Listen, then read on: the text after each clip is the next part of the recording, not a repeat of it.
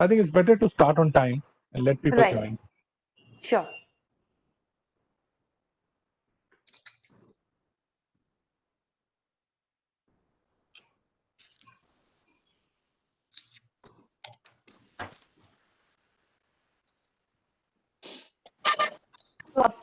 We'll now start our session. This is the 14th Environment Partnership Summit, and later on we'll have the announcement for the Environment Excellence Awards. The theme of the summit this year is driving green economy in the new normal. So new normal is a word which we have got used to over the last few months. So and we hope that we can very soon move on to the new normal. To begin our program, we would request Dr. Krishna Nirmalo Sen, who is the chairman of the ICC Occupational Health and Safety and Environment Expert Committee. So may I request Dr. Sen to deliver the welcome address. Very good morning to everyone. Am I audible, Soma? Am I audible? Yes, Dr. Sen. Yes, Dr. Sen, you are audible. Yeah. Thank you. Yeah, good morning, everyone, and Happy New Year. At the beginning, happy, safe, and prosperous New Year. We are looking forward to this New Year in a really very hopeful manner. And it's my privilege and pleasure to be here to welcome all the dignitaries and the guests who have joined and would be joining, including Professor Mukherjee, Professor Alok Mukherjee, Mr. Sudipta Mukherjee, Dr. Kalyan Rudra, Mr. Nicholas Lowe, I understand he will be joining, Dr. Rajiv Singh, Dr. Rajesh Kumar, IPS, Mr.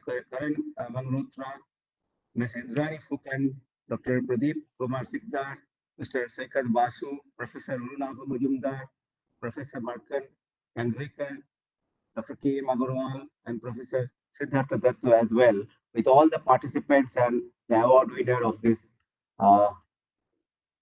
flagship program of ICC in the field of environment. Actually, as we all know, this outbreak of COVID-19 has created a havoc, I mean, for all of us. On 30th January, WHO has declared a global emergency. And subsequent to that, this disease has affected every part of the globe, and the human life got, very much affected because of this pandemic. And the control measures which has been taken has subsequently shut down the economic activities, and that really is having a long-term effect. But from the environment point, if we see, there have been some negative as well as some positive impact, which we have been all keenly watching during the lockdown time. Actually, what happened because of this COVID-19, the industrial activities had come down. There is a dramatic decrease in those activities, and also the road traffic and tourism got seriously affected. So what happened? That affected the reduction of emission, lack of human activities, and movement restrictions. So in a way, nature got a chance to revive or replenish, and I think we all have seen that the environmental conditions globally and the cities which have been otherwise very polluted has shown a lot of improvement, and people were really feeling the positive part of it. Our lifestyle also have changed, as we have been just talking about new normal, and new normal is uh, perhaps going to stay in many businesses which are trying to operate in a different way. And our travels have got restricted. We are trying to manage many things digitally, education and various activities, trainings, all are becoming now in a more effective and sometimes completely in a different way. So we have learned a lot. The productivity and in some way we have found the productivity also have increased in some of the sectors, particularly, and also because of lack of manpower, something innovative methods also have come in the process of doing the work. Though, as you know, the India has always been, a sort of area of concern in the sense of industrial pollution, and air quality index had been a matter of concern.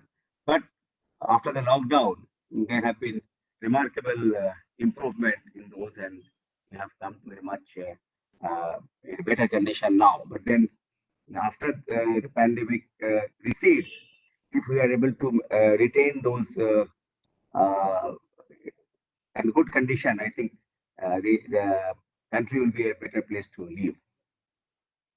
Uh, the pandemic also given an opportunity to reboot and restore.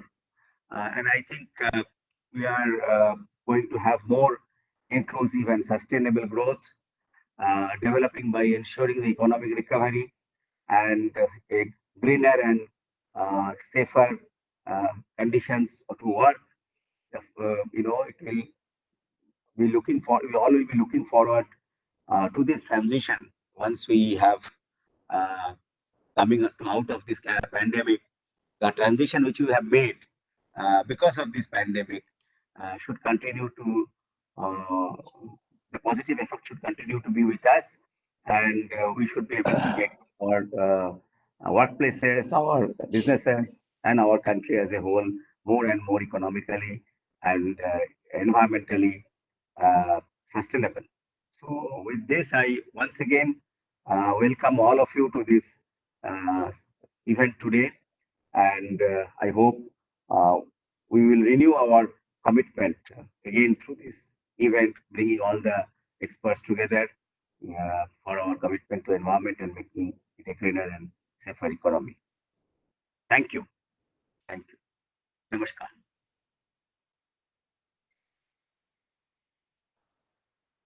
Thank you, Dr. Sen. May I now request Mr. Alok Mukherjee, Chairman of the Jury Committee, to kindly deliver his theme address. Thank you, Shoma.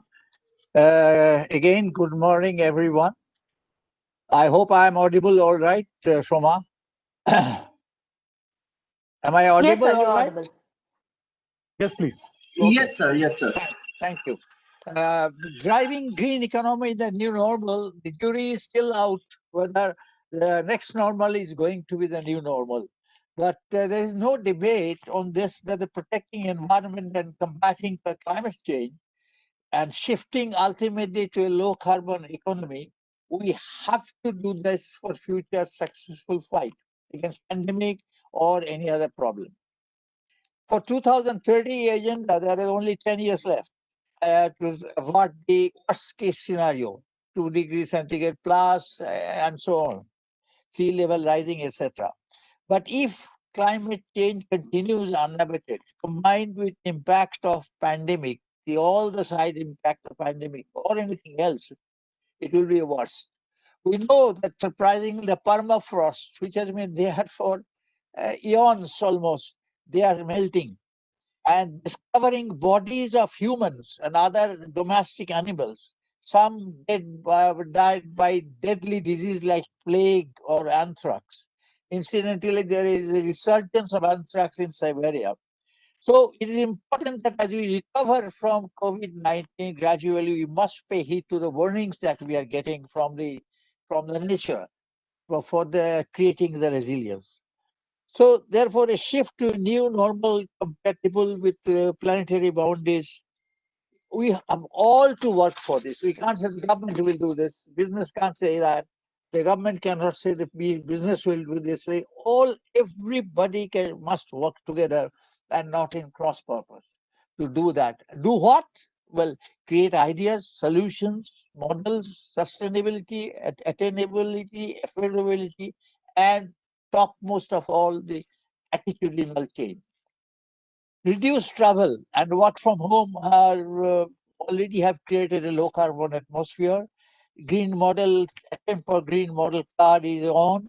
And even though there is no pandemic, we must carry on with this, that we have to place more emphasis on certain things for our daily life, not just during pandemic.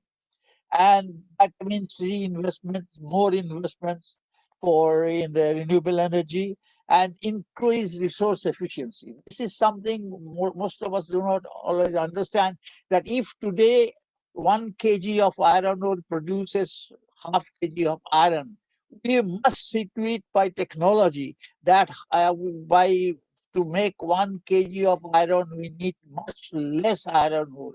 Instead of 1 kg, we should less 0.75 kg or something like that. Exactly similar way, where coal was 1 ton coal was needed to produce the power X kilowatt, that must be X minus 1 or X minus 2 kilowatt with the same 1 kg coal.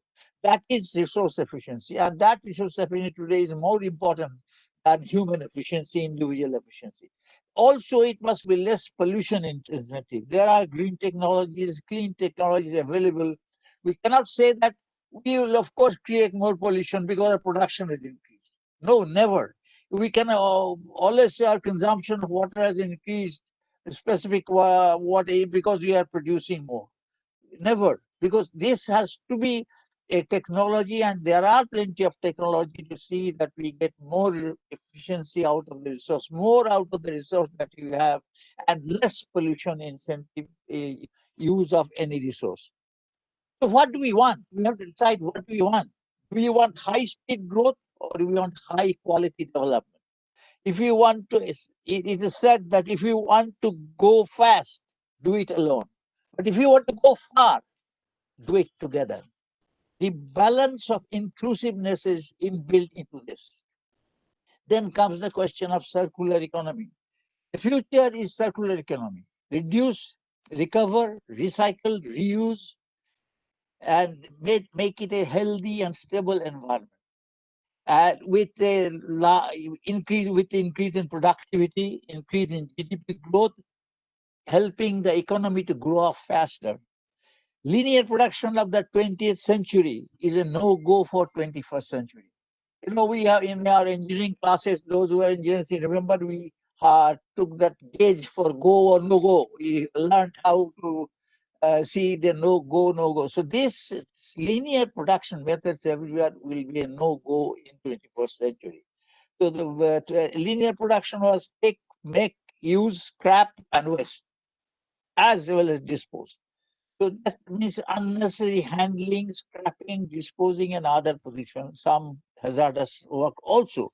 This has no place in today's world. Most important issues of the new normal are the materials remain longer in the process through reuse, repurposing, recycling, and the carbon dioxide emission embedded in the products. That comes down to about roughly 33%. Circularity needs a bridge between goods and services, and increased recycling could reduce demand for primary resources and create new opportunities. COVID-19 pandemic has exacerbated the waste crisis. Production surpluses of foods are often dumped, single-use items become prevalent, and use of food takeaway packaging has skyrocketed due to lockdowns. Nevertheless, the pandemic has given us an opportunity to rethink the whole thing in our ways. We cannot go back to business as usual. That must be clear to all of us who are in business and industry. We cannot go back to business as usual. Continuing to deal with each impending crisis with the same unsustainable economic model is a recipe for sure disaster. Circular practices are already in place to deal with supply chain disruption. For example, businesses today are repurposing scrap fabrics to manufacture PPE, personal protective equipment. Food and beverage sector is working with other organizations to redirect surplus food. Technology is being used to decontaminate our N95 mask, and packaging innovations continue to provide for sustainable options. Companies today now are looking at high margin service model as part of recycling, reusing in a circular economy. Low voltage motors are now have a new role in the circular economy. Rental, repair, return, rebuy, resell, take back the casing only when the vending is gone. All these means that we shall be living in a digital world where we we spend less material, we use less material.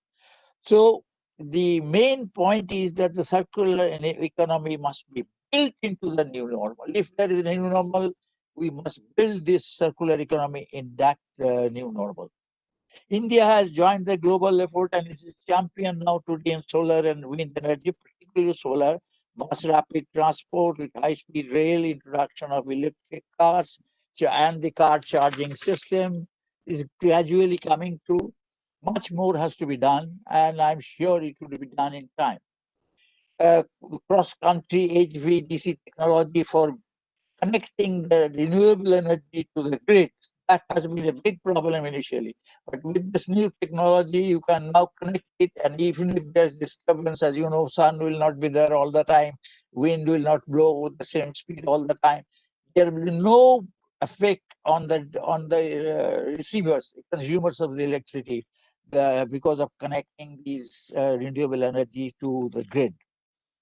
Must have all seen in New Zealand, they have just made a pilot successful for wireless transmission of electricity. When that comes, it would be an earth-shaking innovation.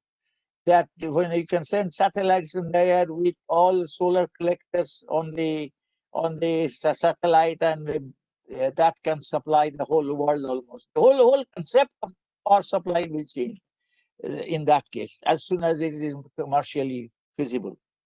India's huge progress in digitalization and communication transfer of money electronically will go a long way in fast-tracking low carbon growth. Admittedly, we have problems in infrastructure, as we just saw when we started, but hopefully they're being looked into, hopefully. And they bolstered education.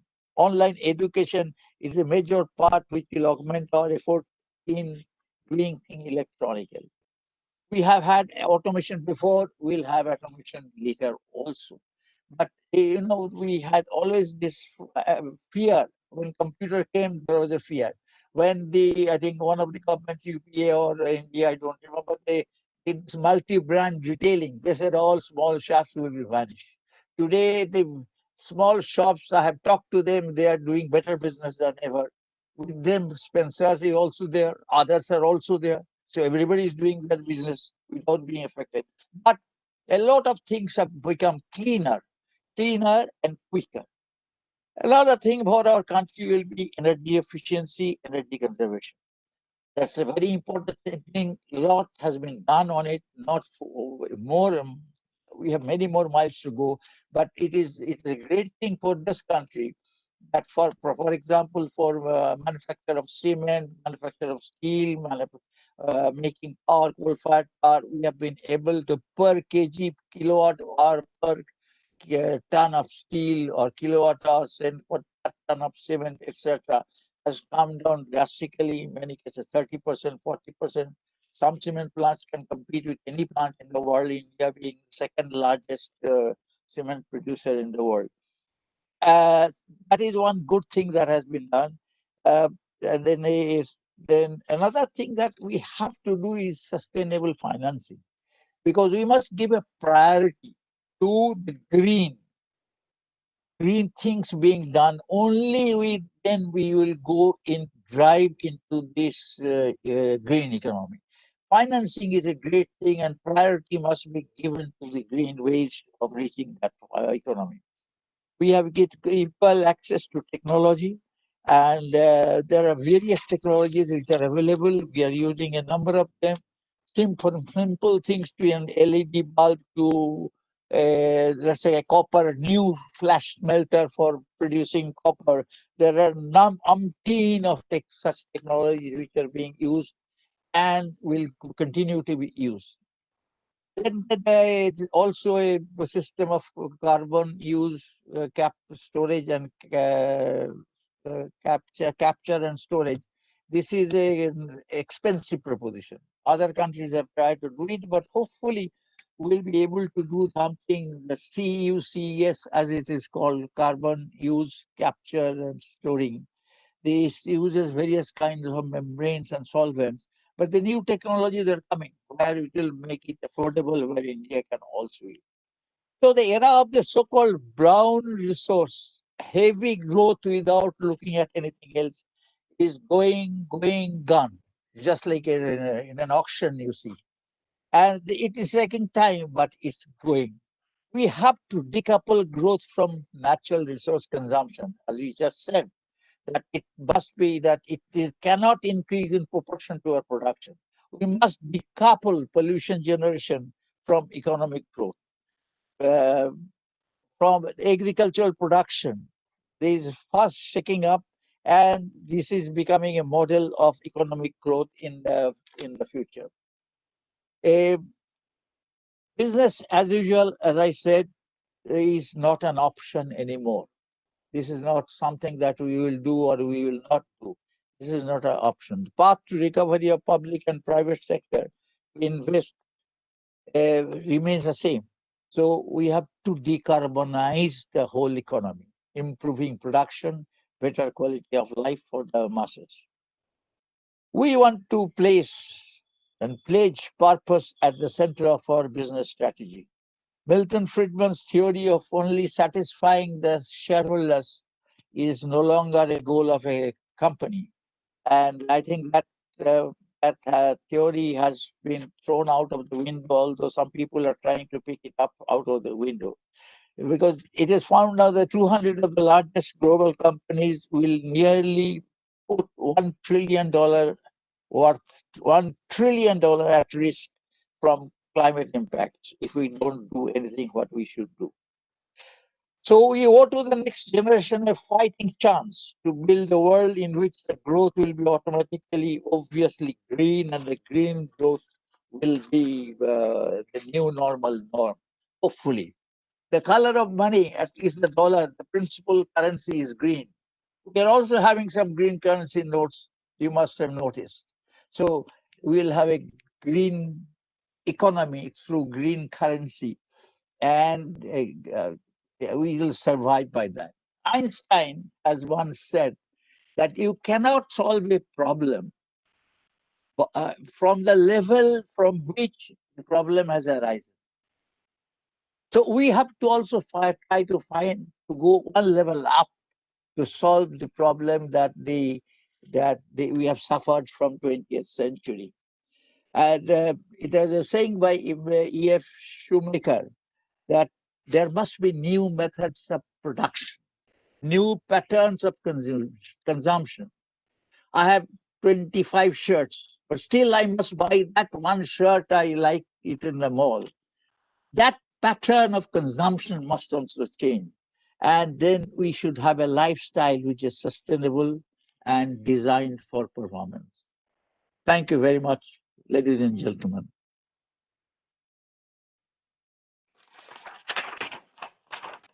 Thank you very much, sir, for giving a wonderful perspective.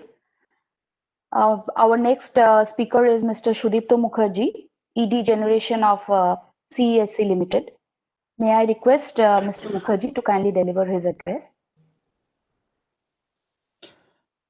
Good morning, our distinguished panelist, speaker in the inaugural session, the members from the chambers, and my friends from different industry.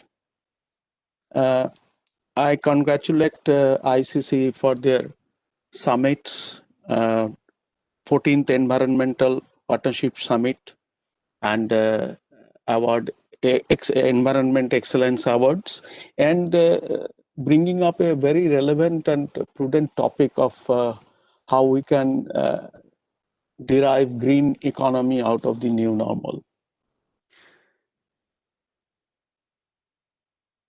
As we all know that the COVID pandemic has ravaged the entire world. And there had been a severe downturn in the economic activities throughout the world, and India is no exception. Most of the industries got severely affected. But it has also given us some room for thinking that what went wrong and how we can gain maximum out of the learnings, what we have earned out of the pandemic scenario. we learned how to work with scarce resources. The resources are not only in the material, raw material, it is also with the manpower. In most of the industries, I representing a continuous process industry, we know that we had to work with almost 50% of the footfall. So this gives us room for thinking that how we can optimize the resources. In today's world, we know that manpower is also scarce, and utilizing or reskilling or super skilling human resources is the task of the day today. Working with both financial and the material resources, scarce resources, we have learned how to do that, and we should practice it more. Reusing, recycling, what Mr. Mukherjee also told, it is going towards a circular economy from the traditional way of doing business. Today, we know that the used masks are being used as a packing material. So these are the couple of thought process people are now showing to us. Giants like Walmart and others, they're doing it, practicing it regularly. So why not Indian industry would think in that way, how to reuse, how to recycle, how to repurpose this scrap and wastes generated from the processes to develop sustainable value chain in the production. The challenge is far more. If we talk about the energy, the requirement of energy, we are at a difficult crossroad. On one end, we know that the per capita energy consumption of the country is far below, which is the index of the growth of the economy. But at the other hand, how to move? India being a country where we cannot afford the power cost to go higher by evolving different innovative technologies, or even with, low carbon technologies. But at the same time, we need to save the earth by inviting more and more focus on renewables. In today's scenario, even though we have an installed capacity of around 35% of the total power energy mix, the contribution hovers around 8 to 10%.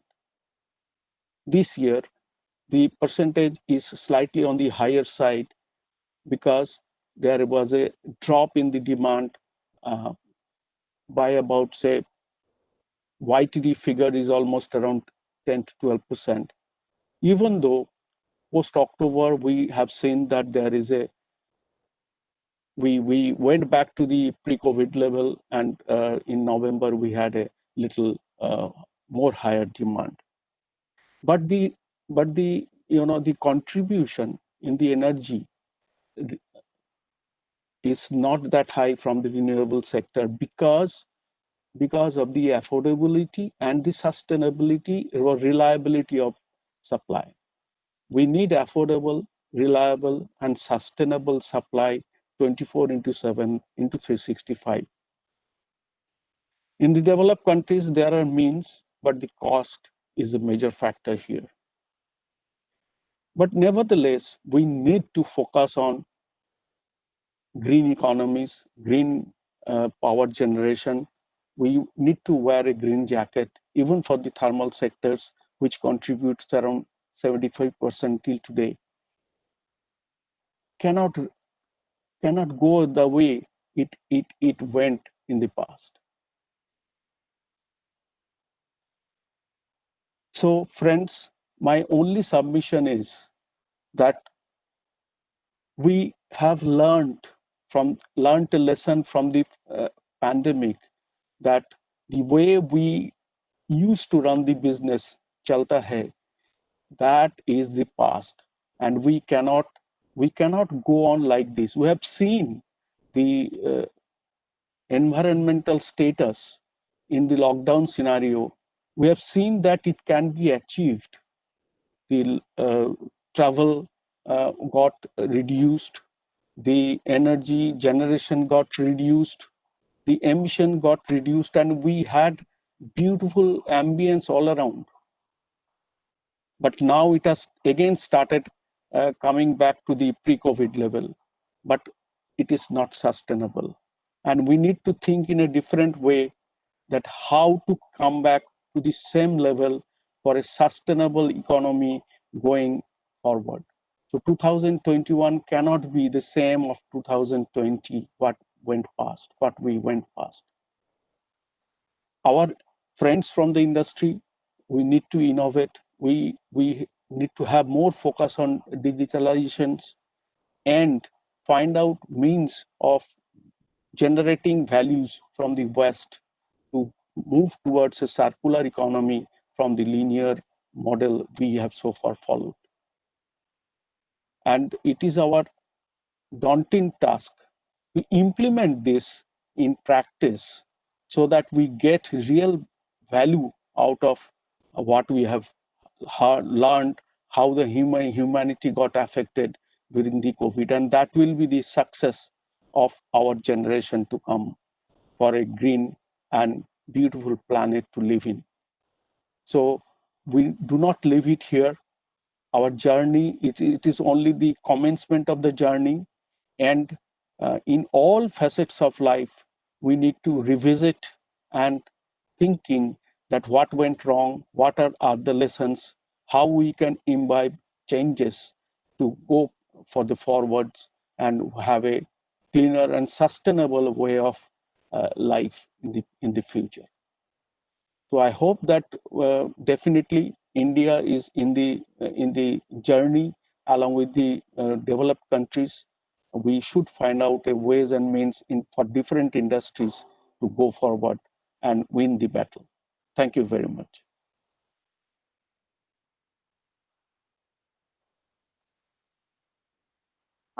Thank you, sir. Unfortunately, Chairman Pollution Control Board has not been able to join because of certain joining issues and technical issues.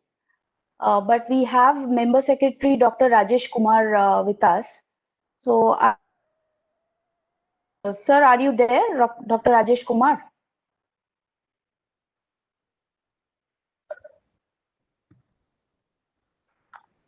Yes, Somaji, I am here. Sir, Chairman, due to some joining issues, he's not been able to join. Would you like to present now, sir? I can present now as well, but I was thinking around 12 o'clock when the time which you have given to me. Yeah, that's because the chairman has not been able. Issues he's facing, and unfortunately, we are not able to help. So that's the reason. Okay, give me 1 minute's time. Right, sir.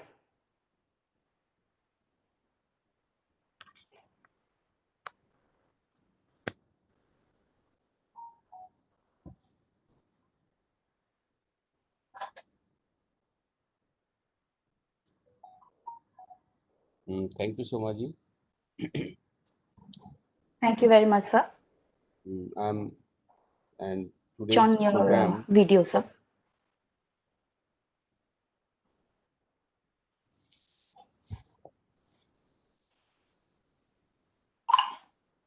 I'm very happy to be here in your today's program, where driving green economy in the new normal. Dr. Krishna Nirmalya Sen, Chairman, ICC Occupational Health and Safety Expert Panel, Mr. Alok Mukherjee, Mr. Sudipto Mukherjee, Mr. Nicola Law, Dr. Ajay Mathur, Professor Dr. Somen Mahapatro, I don't know whether sir is there or not, Dr. Rajiv Singh, who all are present in today's webinar on the topic which you have given to us.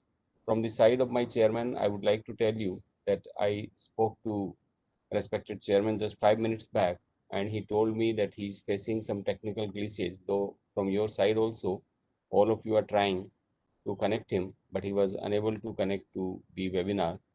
So I would like to tell you the kind of initiatives which we have taken from West Bengal side for the green initiative.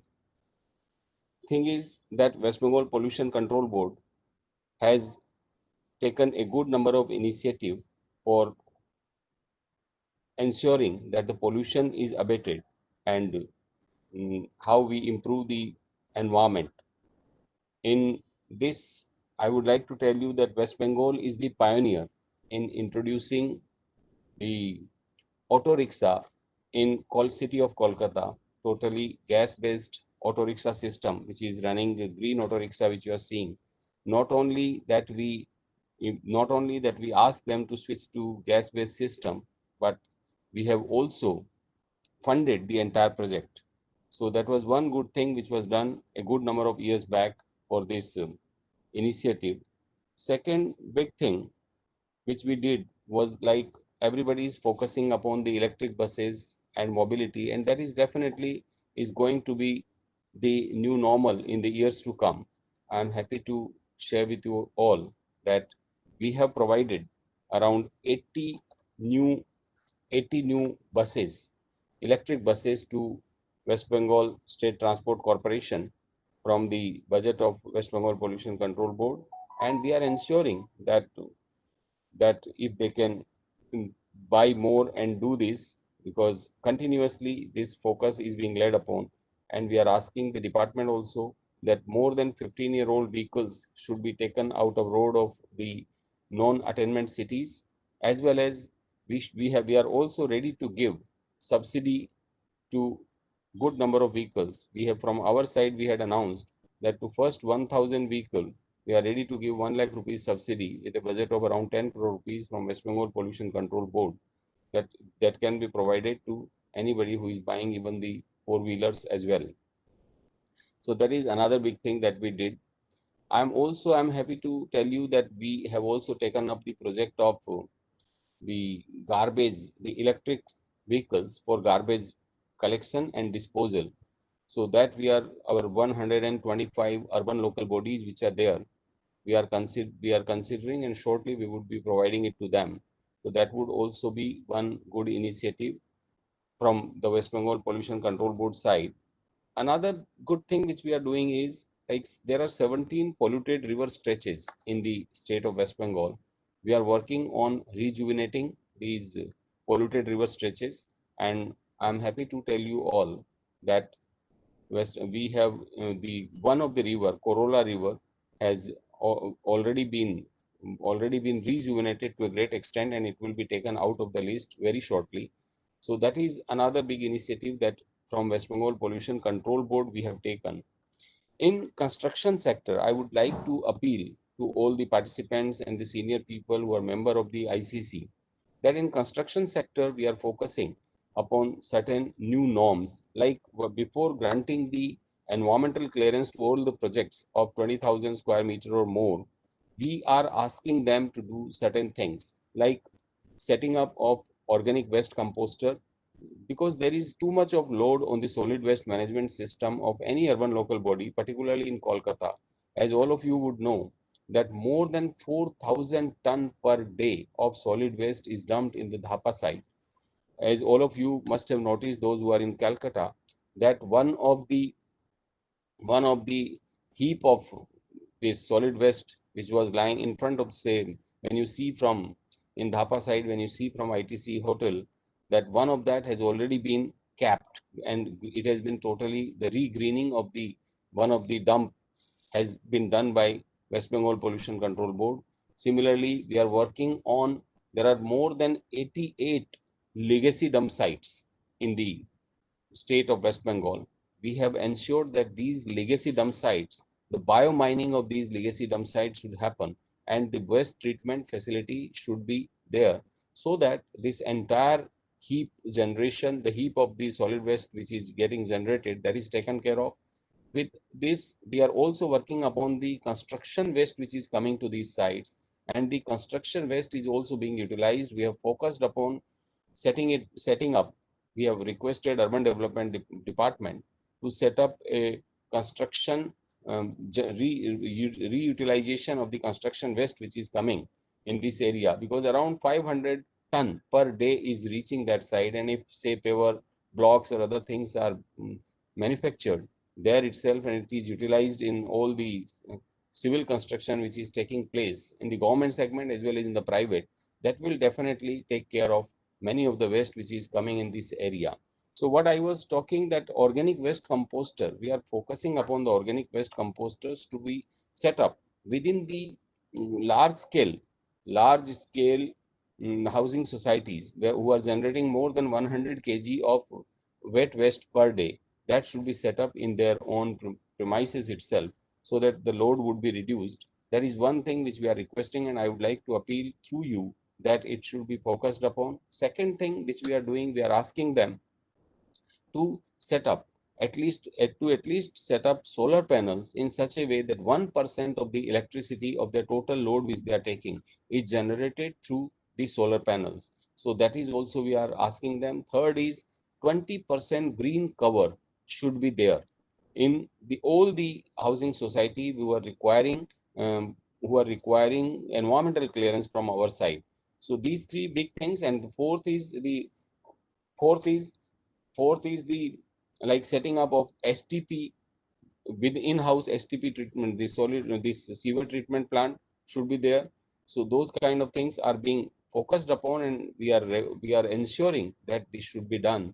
So I would request through you that the members should be advised that they really follow these guidelines, and while doing the construction, we are asking all the builders of who are member of your organization as well as other organizations, that they should follow the norms for construction and demolition waste management guidelines which are issued by Government of India, that while doing the construction, the green or some color of these cloth curtains should be tied around the building, so that the dust etc., dust particle do not go outside, and those materials which can be kept in a little wet condition excepting say cement and other materials, those should be kept in such a way so that these do not generate the particulate matter, and the air quality is not deteriorated. So I would request through you that this should be ensured. In the industrial segment also, we are asking all the industries who are coming to us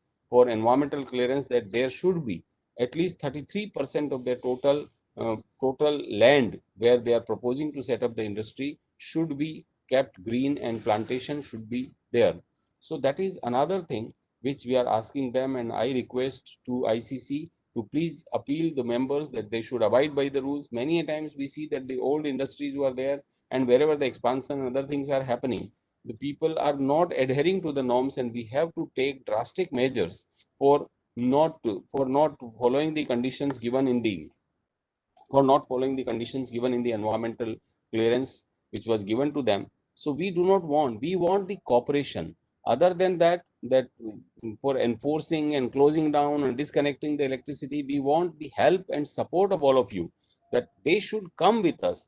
Together we can really change the entire thing. It is not it is not that only we want that the pollution should be controlled or the environment should be preserved. It is the common goal of each one of us, and we are not different. So our approach should also not be different, and together we should march in achieving this goal. I am also very happy to tell all of you that we have recently launched, 1 year back we launched our web-based this application which is available on Google Play Store, West Bengal Paribesh app. In this application, we provide the air quality index, live air quality index of every place, the noise level through the ambient noise monitoring stations. Now we introduce the water quality of the entire stretch of river Ganga, as well as the other river stretches in the state of West Bengal, wherever the water quality is being tested by us. We are also working upon the improvement of around the more than around 50 STPs which are there in the state, so that the water quality is improved in the entire state of West Bengal. More number of STPs are being set up, and we are focusing upon the the untreated effluent which is being discharged in the rivers, so that the water quality is not deteriorated, because it is the contaminated water that is, and the chemicals are reaching to the land area, where they are getting diverted into the soil. Through soil it is coming to the vegetables. We are finding that even the chromium and other components, they are also coming in the high quantity, which is really affecting the health of each and everyone. The medical bill is rising, the poor people are suffering.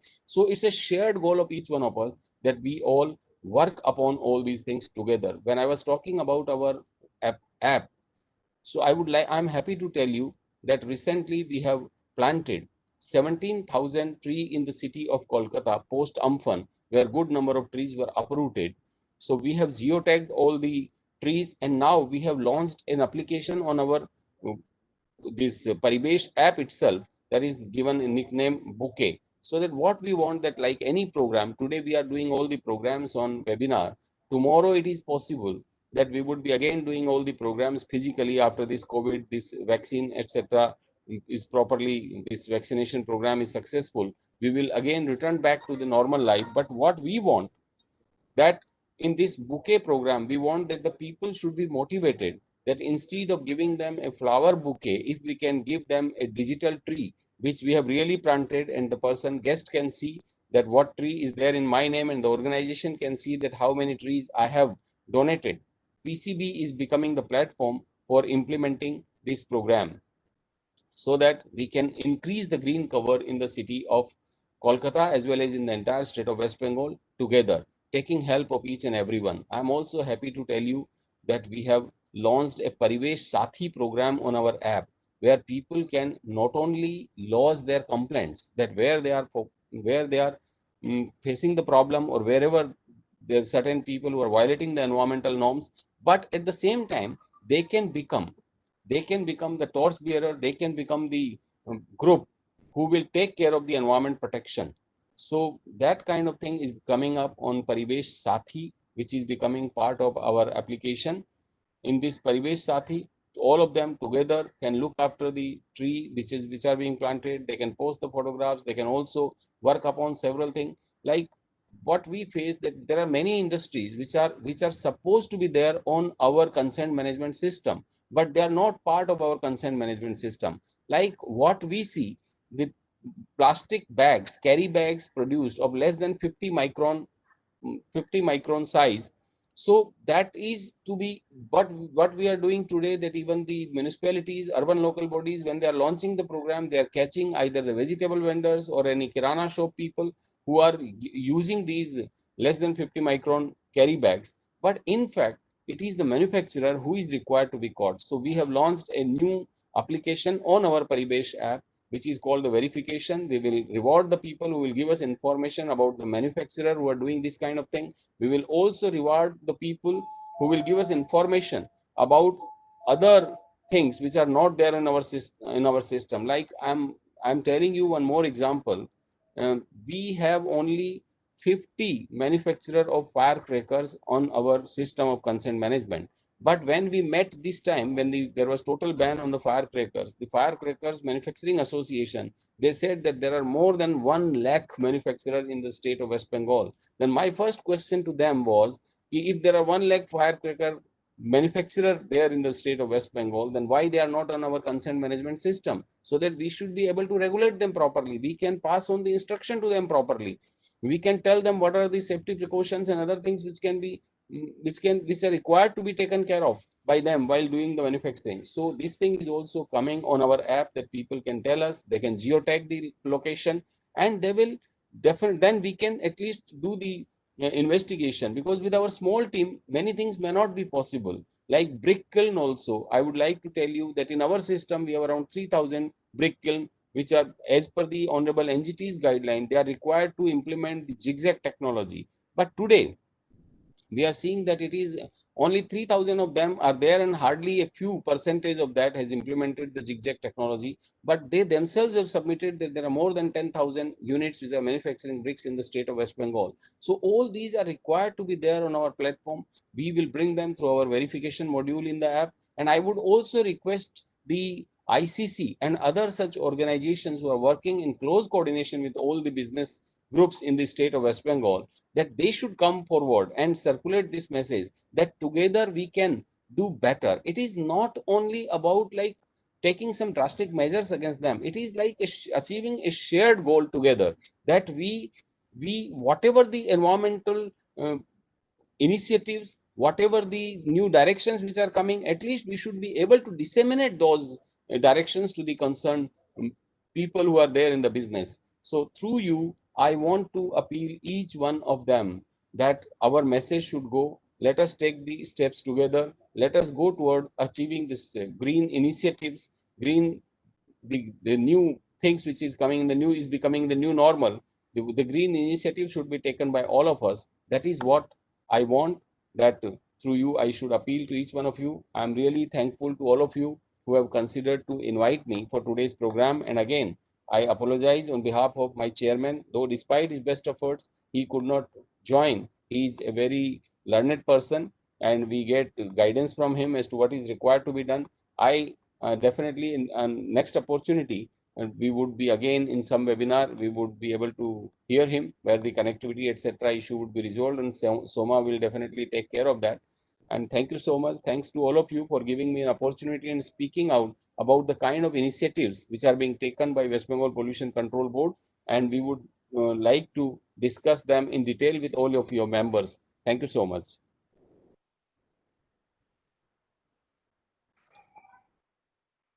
So thank you very much for the wonderful perspective and for letting us know about the various initiatives of West Bengal Pollution Control Board.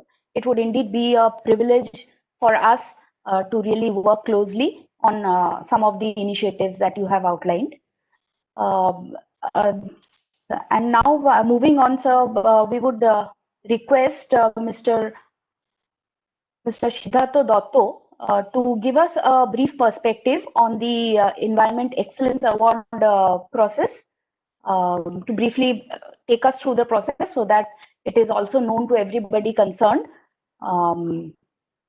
how we have gone through and what kind of effort has gone into shortlisting some of the winners of the Environment Excellence Award for the year 2019-20, although it has not been a very good year, but we are hopeful that we will soon come back with resilience. And over to you, Professor Dotto, for the perspective.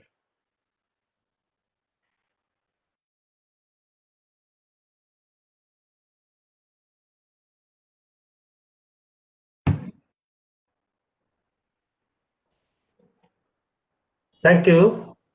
Thank you so much.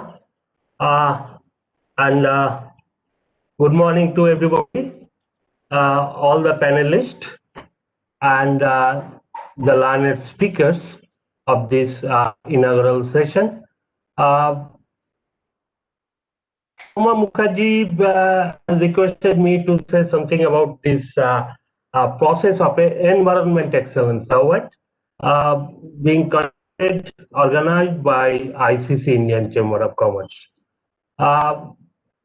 To tell you a very brief procedures that we have followed so far, let me first tell you about our jury members. The chairman of this jury committee is Mr. Alok Mukherjee, a renowned personality, particularly in his own field. Then we have Professor Arunabha Majumdar and Mr. K. Agarwal, Mr. K. Gangrekar, M. Gangrekar. In earlier years, what we have taken measures or taken steps to select the industries for this award. That was the presentation by the industries about various aspects of the industries, the history, background, the environmental problems, maybe air, water, soil, and other types of pollution. what measures they have taken to mitigate all these problems. What is their record? Record means the compliance record with the with different regulatory boards, and then how did they achieve it, and how they are doing it in order to have a good compliance. What are the energy efficiency improvement, and how do they do it? Then water consumption, reduction in energy and raw materials input. Then various pollution control devices, what are the efficiencies of that? What improvements they have made in order to have a good efficiency? The treatment plant for water pollution, how do they tackle the difficult problems like heavy metal removal, organic material removal, etc.? What are the new technologies they have adopted? Then what are the different activities they are doing for the improvement of the life of the communities around the plant? And there are different issues like what are the achievements over the last 3-4 years, and what are the gain in efficiencies in terms of air pollution control device, wastewater treatment plant, reduction of hazardous waste, reduction of other waste, reduction of different values of parameters in STP, if they have the residential complex in and around the industrial unit. So after hearing from them,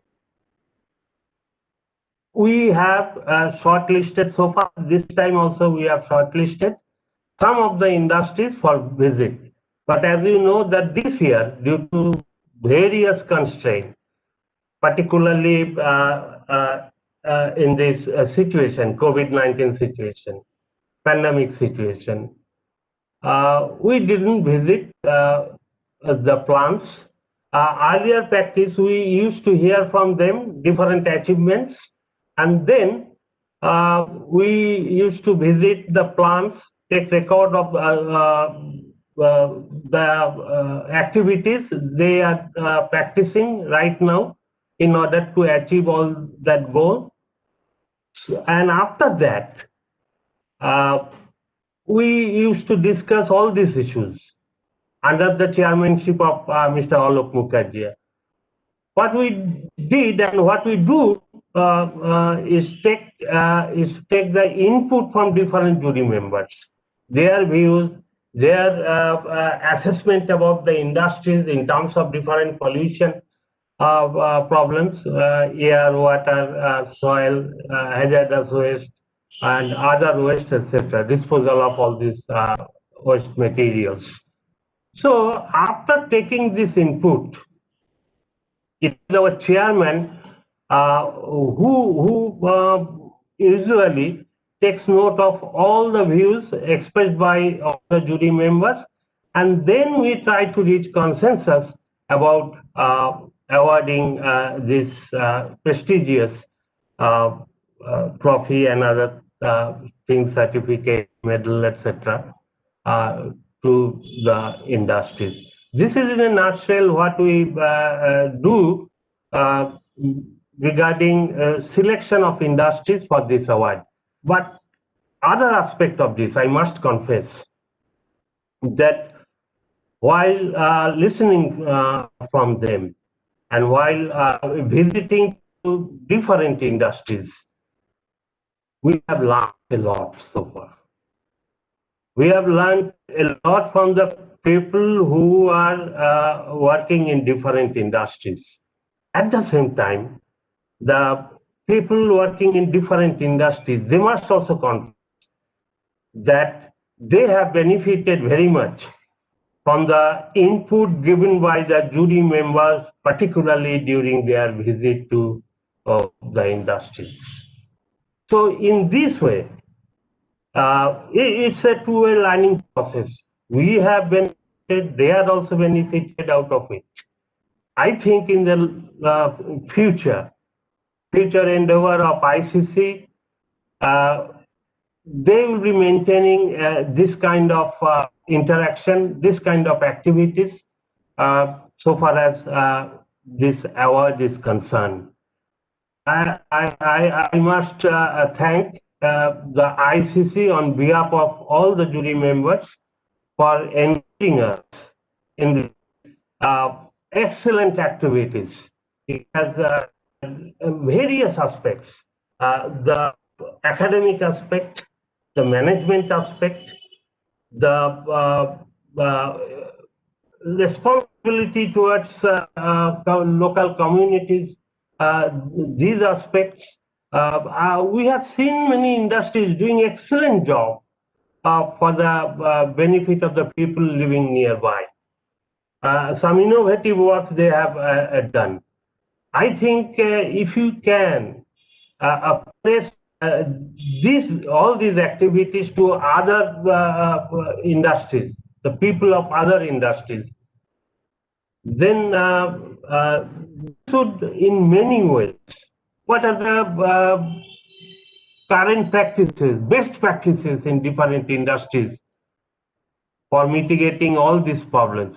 If we can showcase all these best practices, I think all the industries will be benefited, as well as the members will be also benefited. I think all the will agree with me, or in future they will do this practice, and I expect more innovative ideas, because very learned people are involved in this process. So every time, every year, we go for some innovative ideas, how to select the industries doing or who are engaged in best practices in order to mitigate these problems. I once again, on behalf of all the jury members, thank you all the industries who have cooperated with us, and also the members of ICC for their excellent cooperation for this process, for this endeavor. Thank you very much. Thank you, sir. I would, Mr. Nick Lowe is also facing some issues with his system in joining, but they have shared a video with us. May I request our IT Debu to kindly play the video? Yeah, just a minute, I'm just starting.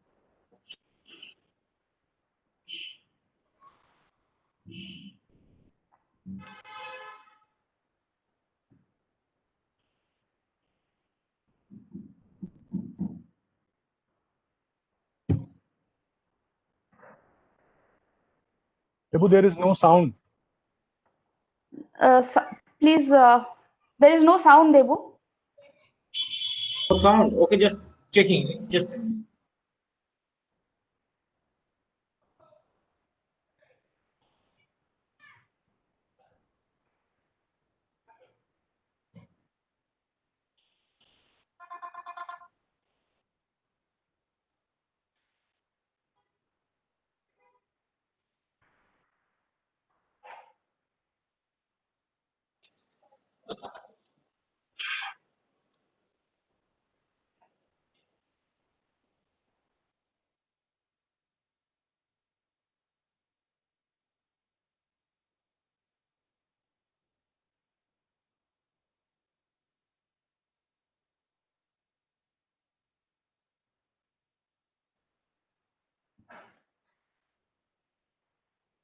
Sound is not there.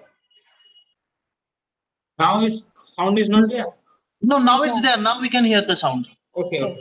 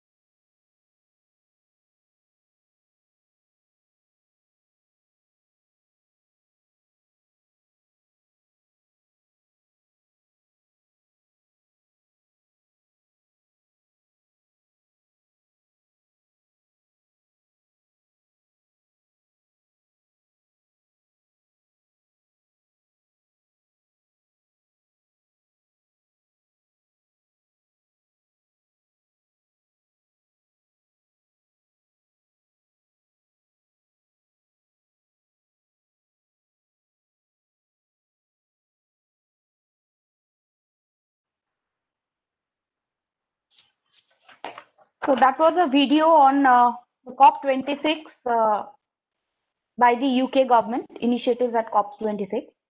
So we are trying to sort out Mr. Lowe's joining issue, but we have now come to the end of the inaugural session. So I would request Mr. Lowe, if he joins later, we will definitely hear from him then. But then we'll move on with our session. May I request Director General, Indian Chamber of Commerce, Dr. Rajiv Singh, to kindly deliver the vote of thanks. Thank you, Shoma. Good afternoon, all. I think we had an excellent start with some of the outstanding speakers who have worked in this space quite a lot.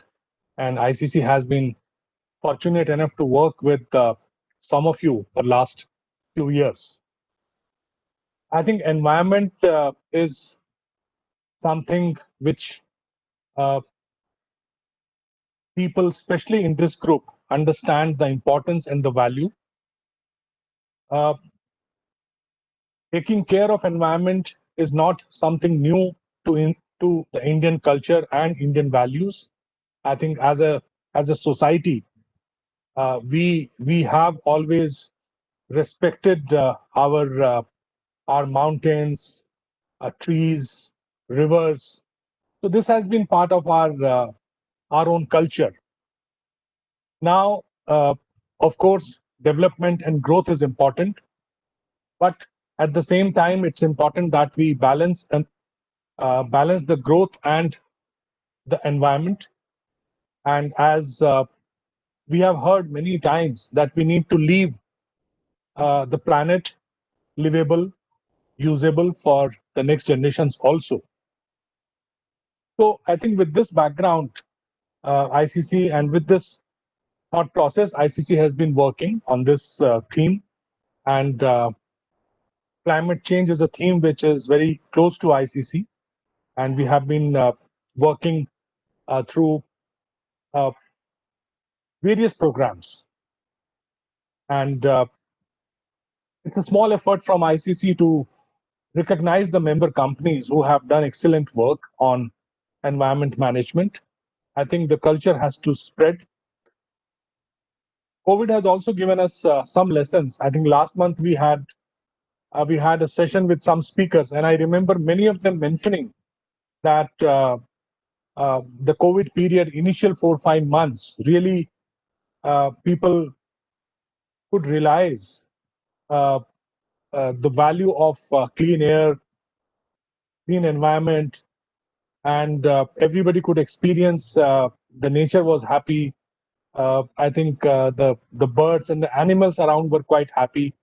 So that has left some impact on people, and I think although there are so many negatives with COVID, which people talk about, but in terms of environment awareness and some sort of healing, definitely has happened. Going ahead, we have to maintain the momentum. We have to spread this culture to the MSMEs, and we have to run this as a movement involving the masses. This is a small effort from our side, so I would like to thank all our esteemed speakers, right from Mr. Alok Mukherjee, he has been guiding and helping us. We are thankful and grateful to Dr. Rajesh Kumar, Member Secretary, West Bengal Pollution Control Board, for his excellent address and all the great work which the Pollution Board is doing. Professor Siddharth Datto, we are thankful to you. I think we have been working with you for last many years. I would also like to thank Dr. K.N. Sen, our chairman of OHS and Environment, plus all other esteemed guests, the sponsors, our knowledge partner. We are thankful to, and we look forward to working with you going ahead towards sustainable growth. Thank you so much.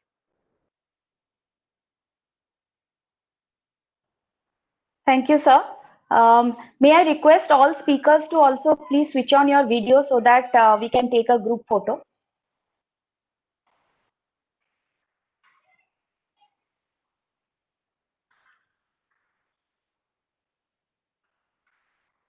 Mr. So now the group photo protocol has also changed thanks to COVID. Yes. Dr. Rajesh Kumar sir, if you can also switch on. Mr. Orunabha Mojumdar sir, Mr. Karun Mangotra, Mr. Pradeep Sigdar, Mr. Basu, Srikat Basu. I think somebody also has to say cheese so that everybody can smile. Okay. Great. Hope somebody has taken a picture. Yes. Thank Already you. taken. Great. I Thank see. you so much. We didn't even smile. Okay, thank you. We can take one more. We'll take one more. Yes, sir. We have taken one more. Yeah. Yeah. Please take one more. Let everybody smile. Yes, sir. Done. Thank you. Thank you, everyone. Thank you so much. Thank you. Thank you. Thank you all. So we now come to the end of the inaugural session. We'll move on to our technical session. It's a very interesting mix that we have in this session. It's a session on green economy, initiatives for sustainable development. Session chairman, Professor Siddhartha Dotto. We will hear from Mr. Karan Mangotra. He's from the UNEP.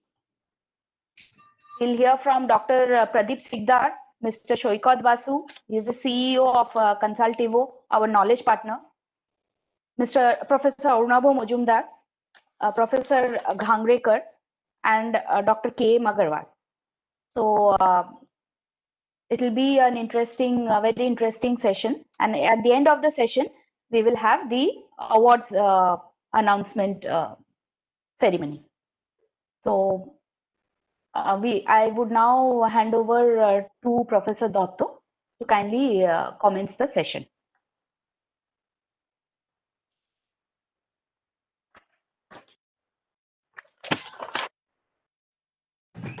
Good afternoon.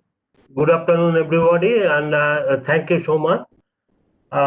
We are going to start the technical session, which you know that it is on green economy, initiatives for sustainable development. Now, in this session, we have speakers, many learned speakers, I must say. We have Professor Orunabha Mojumdar. Sorry to interrupt. Sir. Yes, Mr. Nick Lowe has already joined. Mr. Nick Lowe has joined. So we'll start. We can start the session with Mr. Nick Lowe. Yeah. So we'll start our technical session with Mr. Nick Lowe, and other speakers will follow. We have Dr. Pradeep Sigdar from IISWBM, from Professor Ghangrekar, Head School of Environmental Science, IIT Kharagpur. Mr. Shoikat Basu, CEO, Consultivo. And no, this is all about our technical session, about the speakers. We are eagerly waiting to hear from them. With these few words, we now start our technical session. I would rather like to hand over this stage to Karan Mangotra. So Mangotra, we'll start with Mr. Nick Lowe. Okay. I'm sorry. Deputy High Commissioner, he has joined. Yes. I stand corrected. We'll start with Mr. Nick Lowe. So without wasting much time, I request Mr. Nick Lowe to give his address. Mr. Nick Lowe, please. Okay, Mr. Datta, can I firstly check, are you able to hear and see me? Yes, we can. Yeah. Great. Yeah, what can I say? It appears the problem is that my ministry changed all its email addresses a couple of months ago. So instead of being at fco.gov.uk, we're now at fcdo.gov.uk, and that caused all the problems joining. Rajiv, I'm truly sorry. I've well and truly hauled your program below the waterline. How long would you like me to talk for? I think 10 minutes. Would that be okay? Yeah, that'll be absolutely fine. And do not hesitate to shout "shut up" at me if I overrun the 10 minutes. Okay. So thank you so much for your patience, everybody. Thank you, Dr. Sen. Thank you, Dr. Singh. Thank you, Mr. Dutta, for hosting this prestigious event, which unbelievably is now in its 14th edition. And I think for the brilliant framing topic, which in my view is absolutely spot on. Huge honour to be invited to address you members, and I hope this finds all of you safe and well. If you look at news websites this morning, obviously you're going to see they're dominated by headlines about political events in the United States and by the continued depredations of the COVID-19 pandemic. And I want to start my remarks by drawing attention to what Dr. Tedros, the Director General of the World Health Organization, said in Geneva last night. And that is that despite the very welcome rollout of vaccines and the promise of the much better times that signals, for many months to come, my health, your health, the health of those we love and care for, and particularly the health of the weakest and most vulnerable, is going to be critically dependent on our individual behavior and our individual choices. And that is as true in our campaign against climate change as it is in our war against COVID-19. So let me express upfront my admiration and the gratitude and the acknowledgement of my government for the companies and for the leaders of those companies whose achievements in environmental excellence are being celebrated today.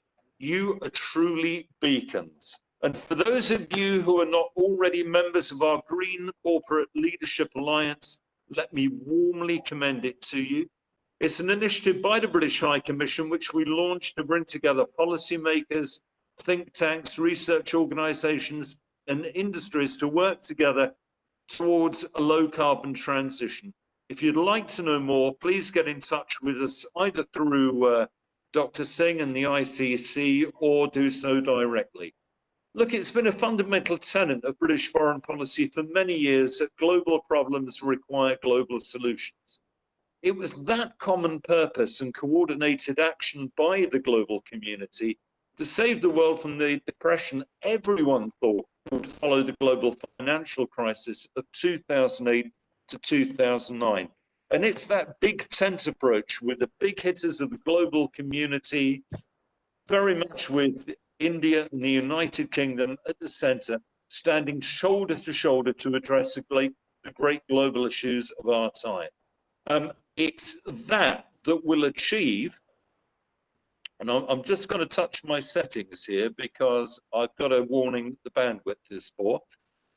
So it is that global approach that's going to achieve the United Nations Sustainable Development Goals that will overcome COVID-19 and prevent, or at the very least, prepare us much better for future pandemics, that will avoid the horrors of catastrophic antimicrobial resistance, and yes, that will preserve our beautiful and precious planet of blues and greens that we did not inherit from our forebears, but that which we borrow from our children and our children's children. Now, you don't need me to tell you that the COVID crisis has had an unprecedented impact on the world, and it's brutally exposed so many of our vulnerabilities. It's undoubtedly a wake-up call, and not just in the narrow sense of pandemics. COVID itself is highly likely a consequence of our abusive relationship with the natural world. And it's just one consequence, and horrific as it's been and continues to be for so many people around the world, it's nevertheless dwarfed by other threats. If current trends continue, the effects of climate change and the industrial degradation that we are engaging in will be many, many times more dramatic. And the facts are very stark. Look, since I reached childhood, Populations of animals on average have more than halved. Around 1 million species now face extinction, many within decades, and every minute the world loses roughly 30 football pitches worth of rainforest. For the first time ever, environmental risks now fill the top 5 places of the World Economic Forum's Global Risk Report. The IPCC, the IPBES, the Global Commission on Adaptation, and Professor Dasgupta's review all tell the same somber story. We are undermining our very foundations, and as I know you know, it makes little sense. It makes as little sense economically as it does ecologically. But this is our moment of opportunity. As we recover, as we rebuild, as we all must, we can make different decisions. We can make wiser decisions. Governments everywhere are currently designing their economic recovery packages. They can stick with the status quo. We can bail out high carbon, environmentally damaging industries, and we can lock in decades of emissions. Or we can choose to make environmental sustainability and resilience the lens through which we map out our recovery. And I know that so many of you listening to this are engaged in doing that now. In the UK, our Prime Minister, Boris Johnson, has indeed committed to build back better and to build back greener. And through our joint leadership of the Recovering Better for Sustainability workstream of the UN Secretary General's Financing for Development Initiative, we're working alongside our partners, very much including India, to enhance international cooperation to ensure a Paris Agreement and UN Sustainable Development Goals aligned recovery. Be in no doubt, we're going to use our G7 presidency, and we're going to work with the Italian G20 presidency and India's future G20 presidency, both to push for a green and inclusive recovery and to encourage countries to come forward with much stronger nationally determined contributions ahead of COP26, which we will host in Glasgow in November this year. Through our international climate finance, we've committed to doubling to £11.6 billion. That's around about $14 billion. We're going to establish, or we have established, a Green Recovery Challenge Fund directly to support countries to design recovery packages in a way that supports a green and resilient recovery. And I can proudly say that a green and resilient recovery from the COVID-19 crisis is going to be absolutely at the heart of our COP26 presidency, running through each of our priority areas. We're absolutely committed to reaching a constructive and negotiated outcome at COP26 in Glasgow in November that concludes the outstanding elements of the Paris Agreement rulebook, which have been outstanding for 5 years, and drives forward collective climate action. I'm very briefly going to go through the 5 key themes of our COP26 presidency, and I hope you won't mind me outlining these very briefly. So firstly, we want to drive international cooperation on clean energy so that countries realize the contribution and the potential to create jobs, provide cheaper power, and stimulate economic recovery. The second is making zero-emission vehicles cheaper than petrol and diesel and speeding up progress on low-carbon transportation to reduce emissions and improve public health. Thirdly, and underpinning all our goals, we need to harness the power of markets to deliver a rapid transition and to protect nature. We'll need to meet and move beyond the current $100 billion target, accelerating the shift in global financial flows. Fourthly, we need the help of every part of society, and especially the most vulnerable. We need to help them adapt and become more resilient to the effects of climate change by turning the call for action on adaptation and resilience, which was launched at the UN Climate Action Summit last year, into tangible action on the ground. And finally, we really need to massively ramp up our efforts to protect and restore natural ecosystems. The current crisis shows what happens when our relationship with nature breaks down. Numerous studies show that biodiversity loss is increasing the risk of infectious diseases like COVID-19, and we know that the destruction of nature contributes disproportionately to climate change and to poverty. Now, I want to say a little bit about our relationship with India. I know I'm coming up to my 10-minute limit. I've said earlier that this is predicated, all that we're doing is predicated upon global solutions to global problems. And we have been working very closely with India. We hope shortly that we will announce our 10-year roadmap that will guide the bilateral relationship, climate, energy, trade and investment, and education, research and development, innovation, which underlie all of those things, will be absolutely at the core of that. The AstraZeneca Oxford University Serum Institute of India is a foretaste of what will come. It's world leading. And we want to extend that level of collaboration, that quality of collaboration, into other areas of medicine, into biotechnology, into ICT, into space, into aerospace, across all areas of science, engineering, research and development. On climate, frankly, over the next year and beyond, in the run-up to COP26, we have no more important partner than India. We absolutely acknowledge and welcome India's leadership in the International Solar Alliance and in the Coalition for Disaster Resilient Technology.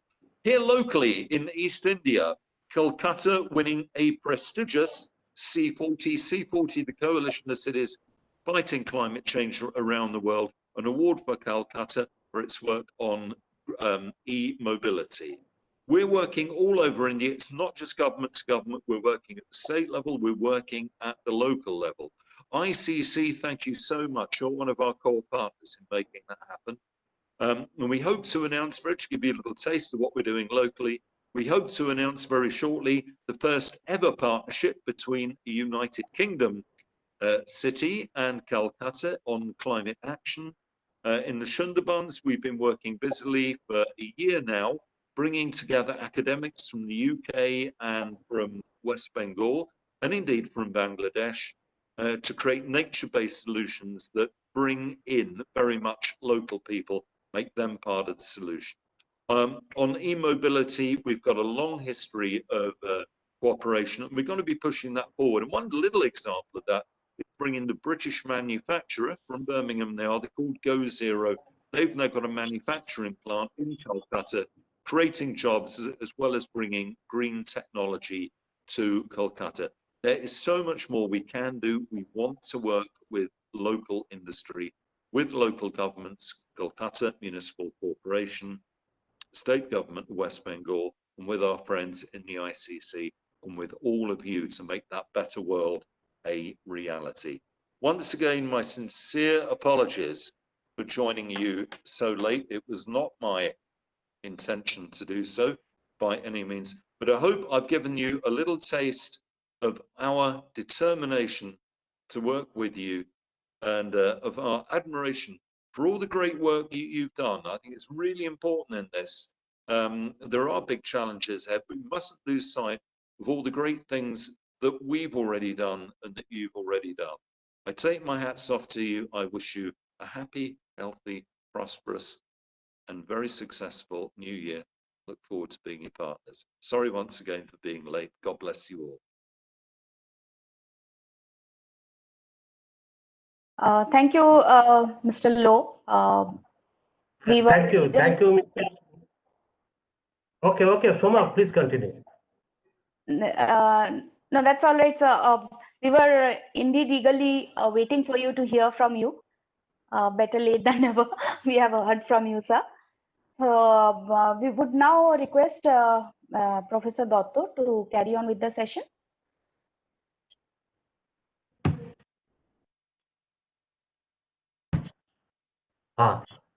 Thank you, Mr. Niklo, for your excellent lecture covering different dimensions of sustainability, mainly the social issues, the environmental issues, and the economic issues.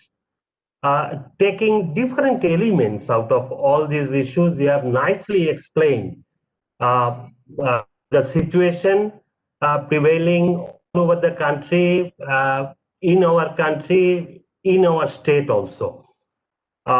Thank you very much for your nice lecture once again. I am particularly happy that you have taken the initiative to integrate various research organizations, universities, industries, government organizations, planners to mitigate this global problem and to have a global solution of that.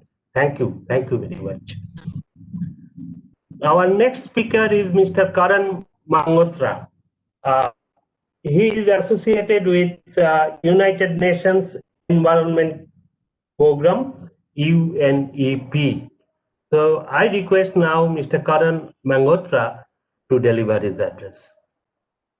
Thank you, Professor Datta, and Mr. Singh, thank you. And I'm indeed delighted to speak at the technical session here. I would also like to congratulate the ICC for, the awards of this nature, which provide the necessary recognition to the innovators and the pioneers, in the area of sustainable development, which is the need of the hour. Till the time I share my short PPT, I would also like to congratulate Mr. Lowe on his beautiful address. I think the UK government, as their COP presidency, is doing a phenomenal job. And I think it begins by highlighting the 5 key areas that he mentioned around adaptation and resilience, nature and biodiversity, energy, transport, and most importantly, financing. That is how I have also arranged my presentation today, but I will take you through some of the options that we need more industry involvement and support in. None of the PPTs today are possible without a mention of COVID. But the last year, the pandemic also showed us, apart from the vulnerabilities, the importance of planning for multiple hazards at the same time.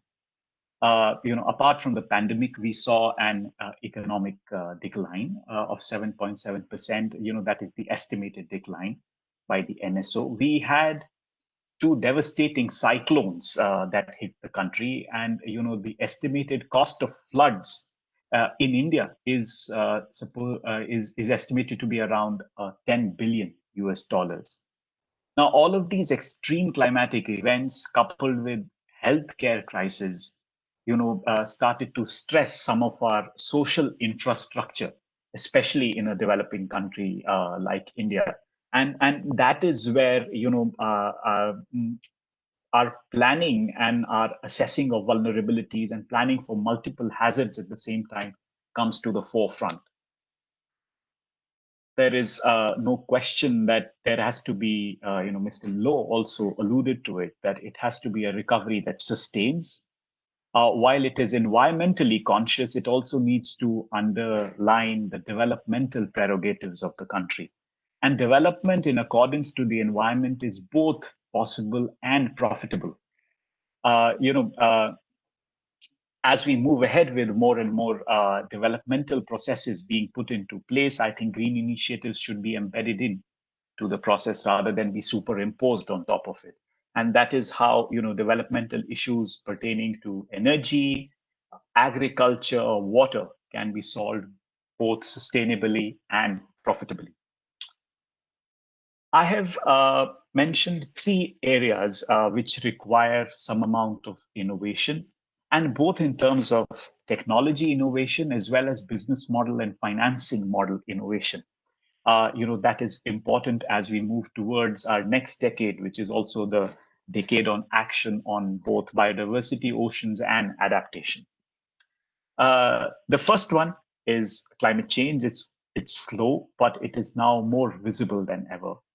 The number of occurrences of extreme weather events has increased. The number of days, the average number of days that are rainy in India are still relatively the same, but the number of days with very heavy rainfall, with very heavy, dry spells is increasing. The damage due to the climatic occurrences are now also widely observed. both through social as well as economic costs. While mitigation is one part of it, and we hear a lot about solar and wind and batteries and transport, I think adaptation and resilience is one of the key aspects where we sometimes, are a little slow in progressing than we are in mitigation. But both of them are equally important. For me, there are these 5 areas that are our climate opportunity areas as we move forward. And the first one is looking at reliable and adequate water supply. It starts with the beginning of understanding of water flows and incorporating them in planning. And then how do we use some of the situations like floods and heavy rainfalls through, infrastructural solutions or technology solutions to enhance underground water storage in the depleted aquifers. Adaptation planning right from the beginning in large missions like the water mission are extremely important because, the projections give you an idea of what the future might be, lest you want a large mission to be designed and you have 3 consecutive years of drought. So you run the risk of having a highly politically visible mission with a large social impact, going down. Reducing urban pollution, enhancing productivity and competitiveness. The local environmental concerns because of air pollution are now very prevalent. Here in Delhi, where I'm situated right now, we could see blue skies when the lockdowns were on after many, many years, and they were all over the newspapers. But, as we move ahead and as the economy surges back, you would see all of these things getting rebound very, very fast. So how do we ensure that some of the things that we have started embedding good stay intact and we do not push back on that? Electric mobility, electric energy efficiency in buildings, especially cooling appliances. How do you make buildings more thermally comfortable rather than designing buildings which are good to look at and then overburdening the air conditioning capacity? And then efficient appliances. How do you have business models that are designed around, using economies of scale like we did at LEDs around other products like fans, like air conditioners? So that is also some place where we start to need to look at innovations apart from just technical innovation. Managing agricultural productivity and yield brings in the aspect of resilience of traditional crop varieties and also efficient irrigation systems that help you move sustainably towards your food security, which is also a part of your SDGs. Managing extreme weather events and also enhancing renewable energy. Now, renewable energy, there is one part which is the installation of it, the generation of it, then it's on the grid stabilization of it. But I think more innovation and research, especially around the pricing models of storage solution, needs to be put into place. There's another aspect of renewable energy which sometimes is a little less discussed, is around the livelihoods part, that it brings, the opportunities around livelihoods that it brings for the communities around which these large renewable energy systems are installed. Enhancing resilience and adaptation. This is much less discussed, and it's primarily because it is less quantifiable. It is less of an economic solution vis-a-vis a mitigation solution. But I think there is no doubt that India is warming rapidly, and we have had these huge temperature increases. 11 out of the 15 warmest years were during the past 15 years. The monsoon precipitation has also been steadily declining. It may be around just above 4 degrees hotter by the end of the century. And we have future projections which make us believe that the variability of the monsoon precipitation will increase. Daily precipitation extremes will increase. There will be an increase in the ocean heat content, which will cause overall more heat waves, floods, and cyclone, which is extremely worrying for a country which has over 7,000-kilometer long coastline. So how do we start to build in adaptation and resilience within our developmental policies? And I think the first thing starts to look at assessing the needs of the vulnerable communities and regions. And that starts with investing in more and more scientific assessment tools and looking at easy and accessible climate service tools for decision makers. These tools sometimes do exist, but they are too complicated to understand for a policymaker. And that is why I think sometimes they are not used as well they should have been. There is a need to look at, like in India we have the housing for all policy. So how do we build an infrastructure that is resilient and is better prepared for disasters? It's also thermally comfortable so that people don't overcapacitate it with appliances. So that is where Mr. Lowe also spoke about the Coalition for Disaster Resilient Infrastructure. It's those kind of coalitions will bring about uh, that narrative. That is the embedding nature-based solutions in urban planning, especially through usage of urban forests and biodiversity corridors is one way to look at how the green spaces within the cities are maintained. But most importantly, to enhance resilience and adaptation, there is a pressing need to be innovative around financial protection tools, especially around guarantees and hedging facilities. Without these, it will be difficult for the industry to come on board and start to invest in these kind of projects, which are much, much larger uncertainty and much, much larger gestation periods. So I think that is also one place where we could look at being more innovative. Finally, this is not a surprise. Waste is an increasingly concerning issue, and especially the biomedical waste that has been generated due to the pandemic has been extremely large, and we were left with no other option but to use PPEs. We do have our waste management, the solid waste management rules, the plastic waste management rules, and the biomedical waste management rules in place. But having the rules in place vis-a-vis the implementation of the rules and having the bouquet of options of solutions to choose from are three different things. So, the nature of the solid waste in the country has also changed over the years. In olden times, there were small populations living in scattered areas.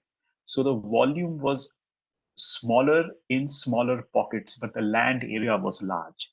So natural assimilation was much, much more easier. As we move towards more and more city level increase in population, the volume of waste has increased, but the land available has become smaller. And obviously, the natural assimilation capacity has exceeded. So how do we look at moving towards zero waste to landfills? The government has started to put those initiatives and has proposed that by 2030, there will be no waste being directed to landfills. But how do we enable that? One is having a policy, but the other one's how do we put in the enabling measures? I think there are enough technology advancements in these areas that have been there, and I think I would like to congratulate the industry and the research community that have supported and have responded to this call. There is still a need to better the technologies to segregate mixed municipal solid waste. While technologies of this nature have started to come up, I think there is a need to look at more solutions to do that into dry and wet components, making its further usage easier. How do we look at making bio-CNG more economical? How do we, play around with the economic tools of demand and supply to ensure that production and its usage are more economical? And most importantly, how do we promote recycling and circular economy through working towards reducing price volatility, which is a huge uncertain aspect for a recycling company to venture into it at a big scale. So these are some of the things that we could look at in the innovation space as well. So I understood from Professor Datta's description of the criteria that awards were designed around, and I was happy to know that the economics and the finance part of it was also highlighted very well. So I think final slide. A lot of the previous speakers have said this, but most of the growth in India is yet to happen. And it's about the choices that India and other emerging countries develop that will have a huge impact locally and globally. And it has to be a mix of technology, policies, pricing, people, financing, and business models. So thank you very much. And once again, thank you for inviting me and having me over. Thank you very much.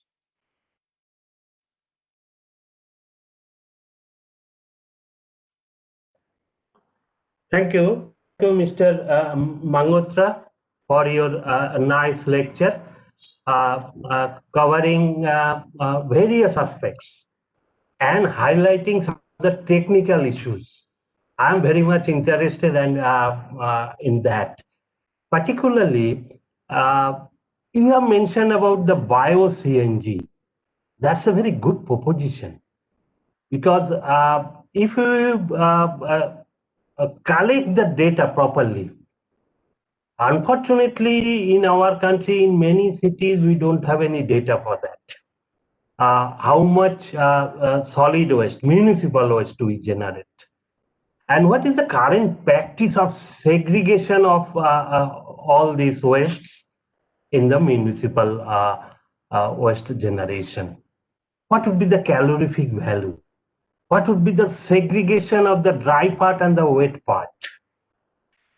And how better or how nicely, how appropriately rather, we can use this bio-CNG to different developmental activities. There are a lot of activities where we can use this methane.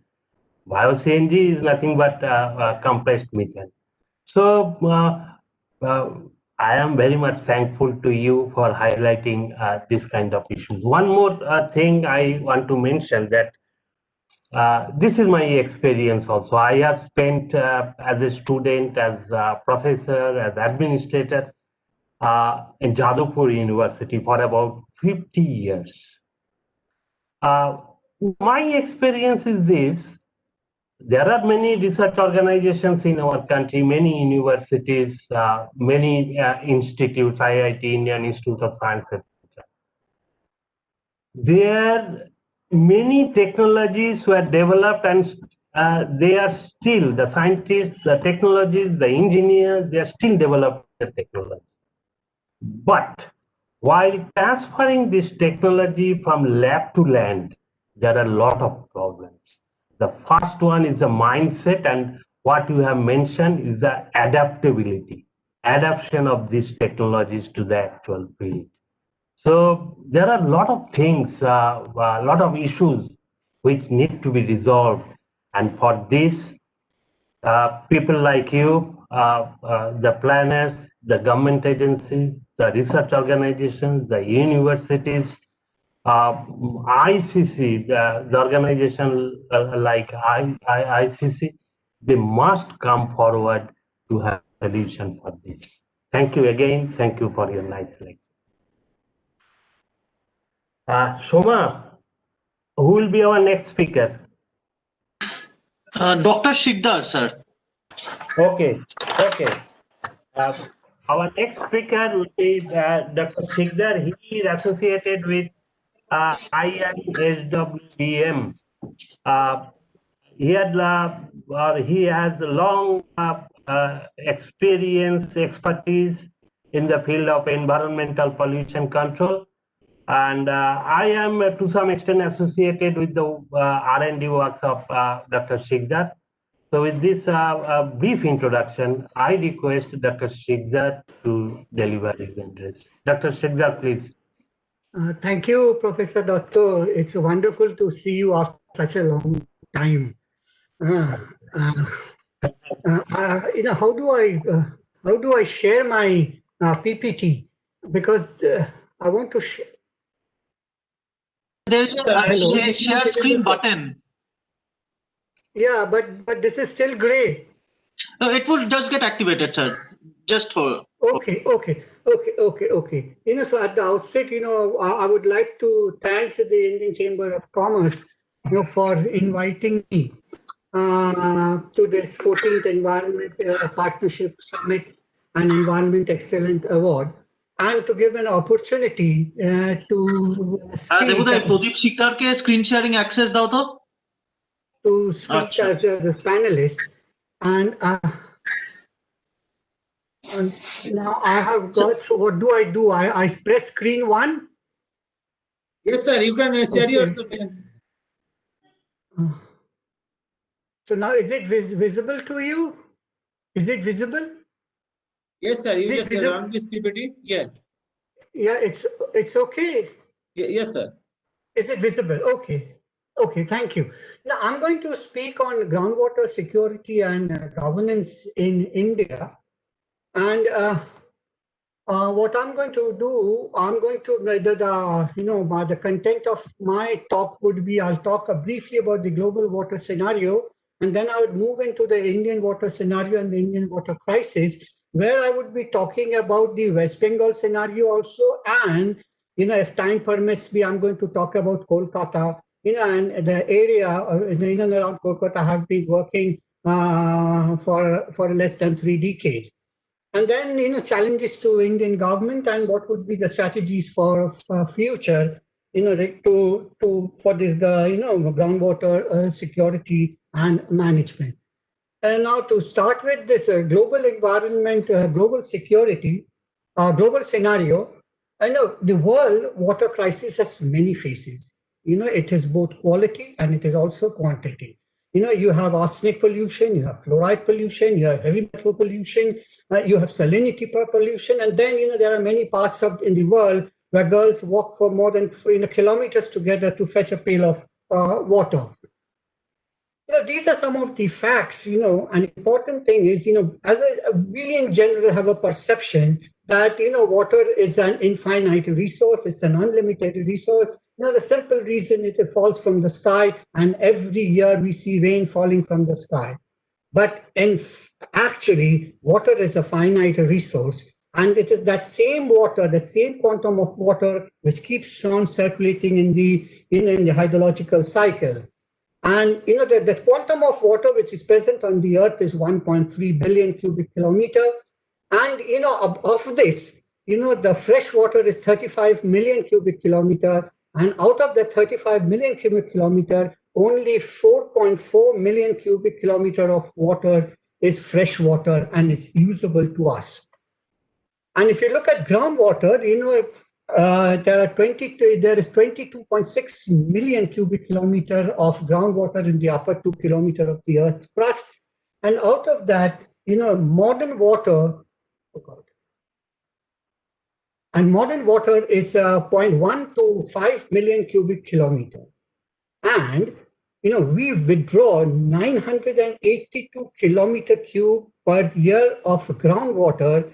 And, you would be, and I'm sure all of you know that is the most extracted raw material, but that is always, overlooked.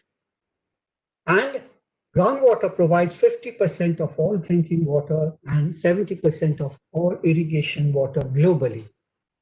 Now, this is a report which came out in 2009 that is charting our water future by McKenzie et al., which says that in 2030, the water demand would be 6,000 kilometer cube, whereas the current availability is somewhere around this 4,100 kilometer cube. So therefore, there will be a shortfall in 2030 and it will be around 2,800 kilometer. So, so water security is a big issue, for us.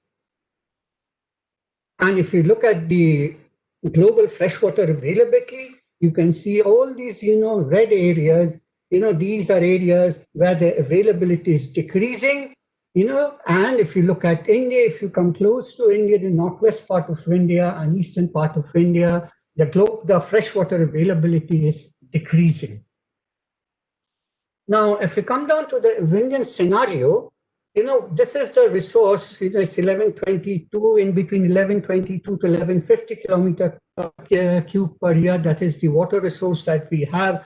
Out of this 4,500 kilometer cube of rainfall that we have every year. And out of this 250 kilometer cube is stored in the reservoirs, 440 kilometer cube of water per year runs through the rivers, and you have 432 kilometer cube of water which infiltrates into the groundwater and builds up the aquifer, and the rest of the water moves to the ocean.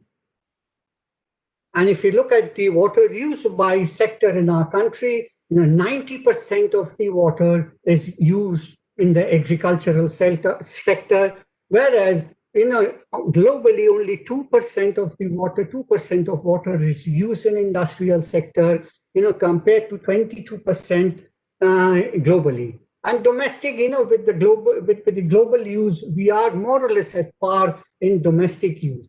But the key question is, how efficiently do we use our water? Do we really efficiently use our water? In agricultural sector, it is inefficiency and overuse. In industrial sector, although it's only 2%, we use in industrial sector, but the problem in industrial sector is the low water productivity if you compare with the other countries. 7.5 US dollars per meter cube. So that's the low water productivity, and we need to, increase that. In the domestic sector, the problem is, proper distribution in urban area. If you look at in the urban area, you have this, slums, and, here the distribution is not equal. And then again, between urban and rural India, there is an inequitable supply of water. So therefore, we need to use our water much more efficiently. We need to distribute our water much more efficiently for, water security. And if you look at wastewater generation, the total of 18 billion meter cube of wastewater is generated on an average. Out of that, 13.8 is industrial wastewater, and 4.2 billion meter cube is of domestic, from the domestic sector. But again, if you look at the treatment, and the percentage of treatment in the domestic sector is somewhere around 37%. And that water is treated, so the rest of the water, untreated water, goes on to our land or into our water courses and polluting the land, the soil, and of course then obviously the groundwater. And again, in the industrial sector, it's generally 60%, the water is treated, and the rest, 40%, untreated water moves into the rivers and land, then, polluting.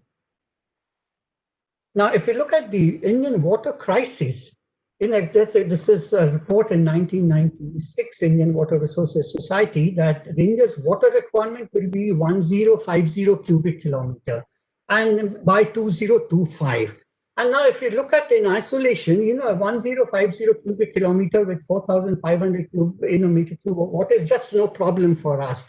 But then, if you look at the water, available water that we have, that is only 1150 cubic kilometer of water that is a utilizable freshwater resources that is available per year in India. And if you compare this 1150 cubic kilometer with 1050, then by 2025, we are going to use 91% of the total available water, and here the problem actually lies. So, and this figure is again alarming, because this 1150 cubic kilometer of water per year is not uniformly distributed throughout the country.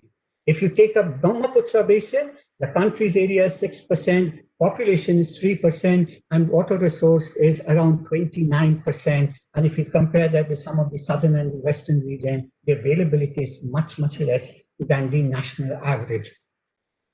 And if you look at again the India's groundwater quality, and these rectangles, you see colored rectangles in all states, it actually indicates quality problem. If you look at West Bengal, you have 6 groundwater related problems, quality related problem. You have arsenic, you have fluoride, you have salinity, both inland and coastal, and then you have nitrate problem, and then you also have fluoride problem, chloride problem. So there are 6 major problems in West Bengal. I'm going to come to that later on. And if you look at other states also, all the states in India, they have some problem or the other in the groundwater.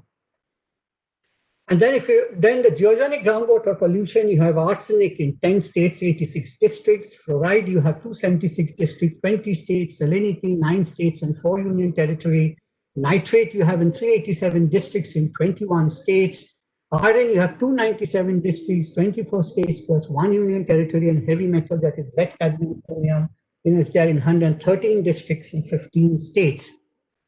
Now, if you look at this, is basically, the Ganga Brahmaputra plain, that is a GMB plain, and this entire red area, you can see, the people there are at risk of arsenic pollution, and the area is about 500,000 square kilometer, and the population who are at risk is around 500 million. And drinking arsenic, contaminated water, you can have all sorts of diseases from melanosis, keratosis, and advanced arsenicosis.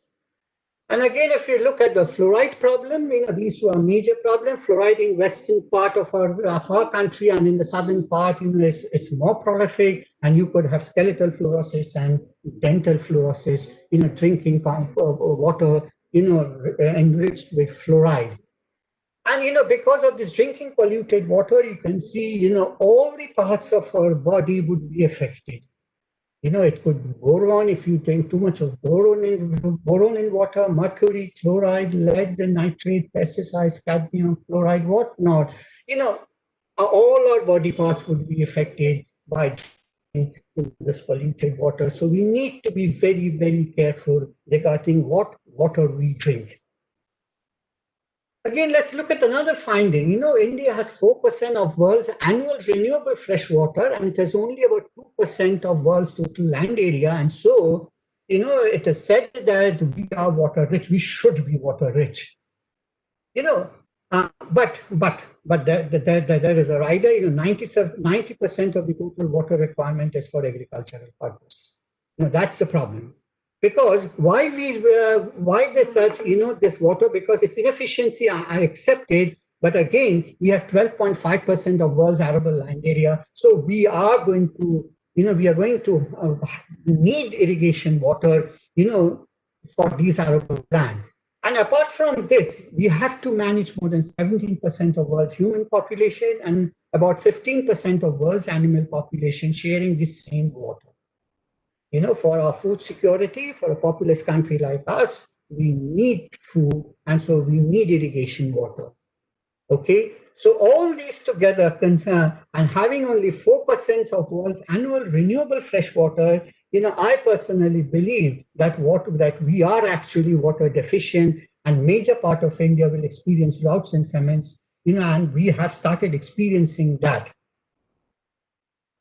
And if you look at, the water availability, 1951, it was more than 5,177. It was this high per capita availability. As you go down the year 1955, 2001, you see in 2001, it was 1,820 meter cube. But then in 2011, 1545, and we crossed that 1,700 meter cube mark.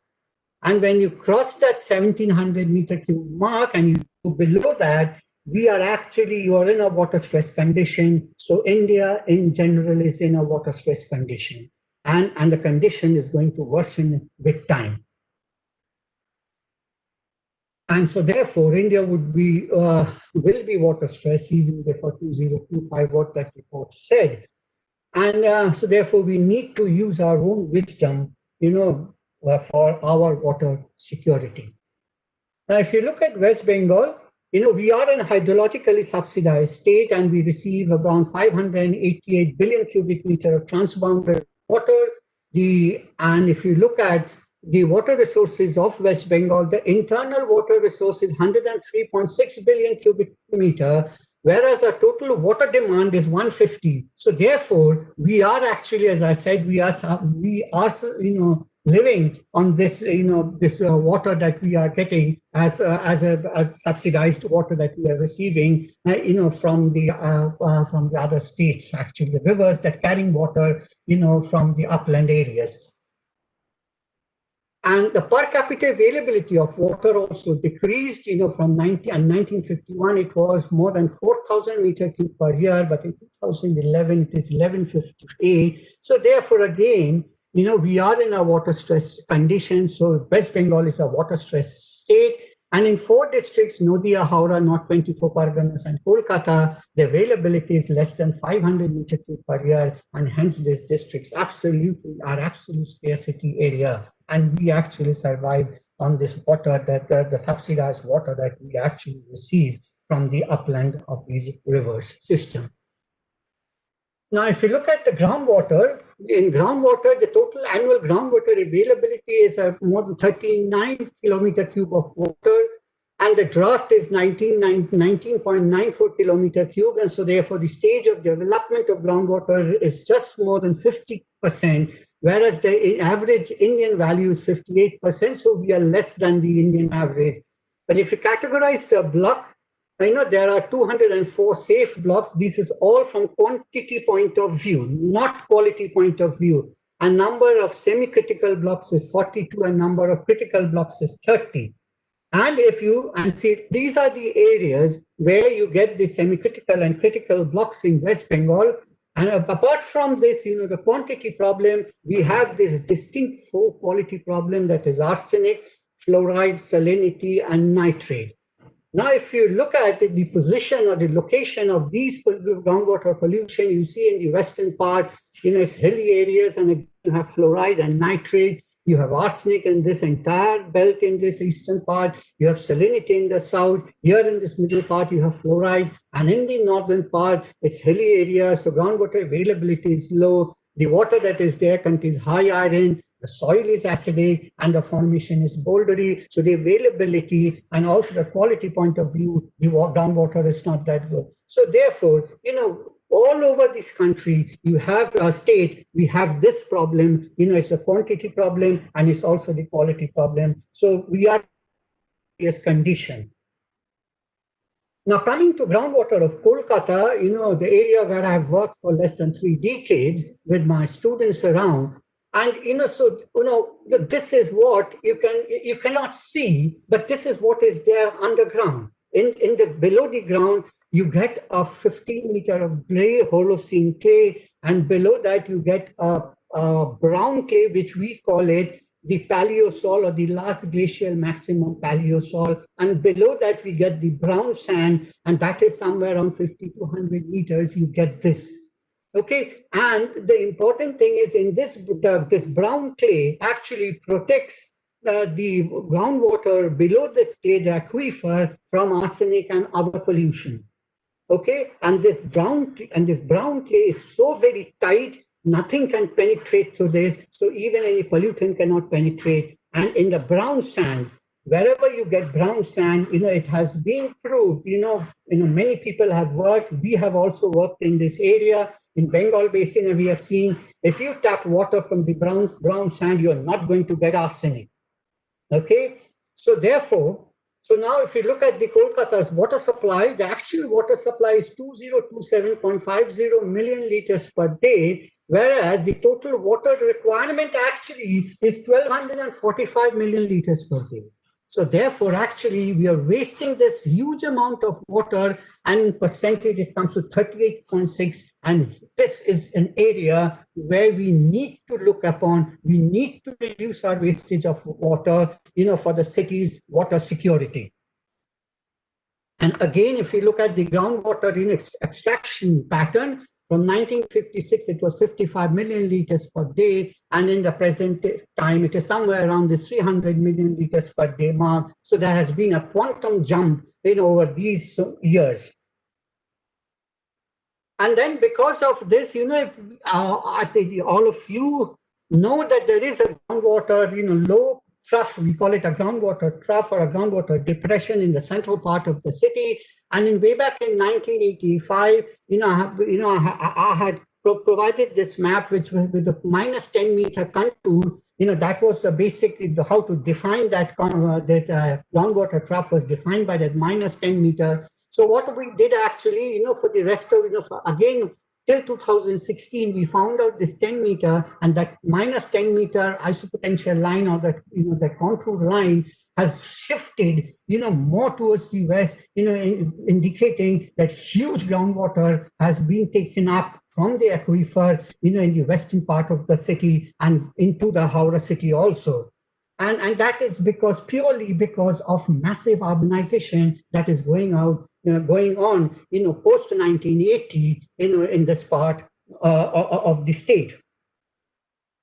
And again, this is the estimated land subsidence, all these red areas where they estimated that the land subsidence would be high. It's more than 15 millimeter per year. And all of you know that in this Bow Bazaar area, we had a massive land subsidence when this metro rail was constructed, East-West Metro Rail constructed, and it hit the while drilling or while constructing, it hit the aquifer, and so therefore a huge quantum of water, it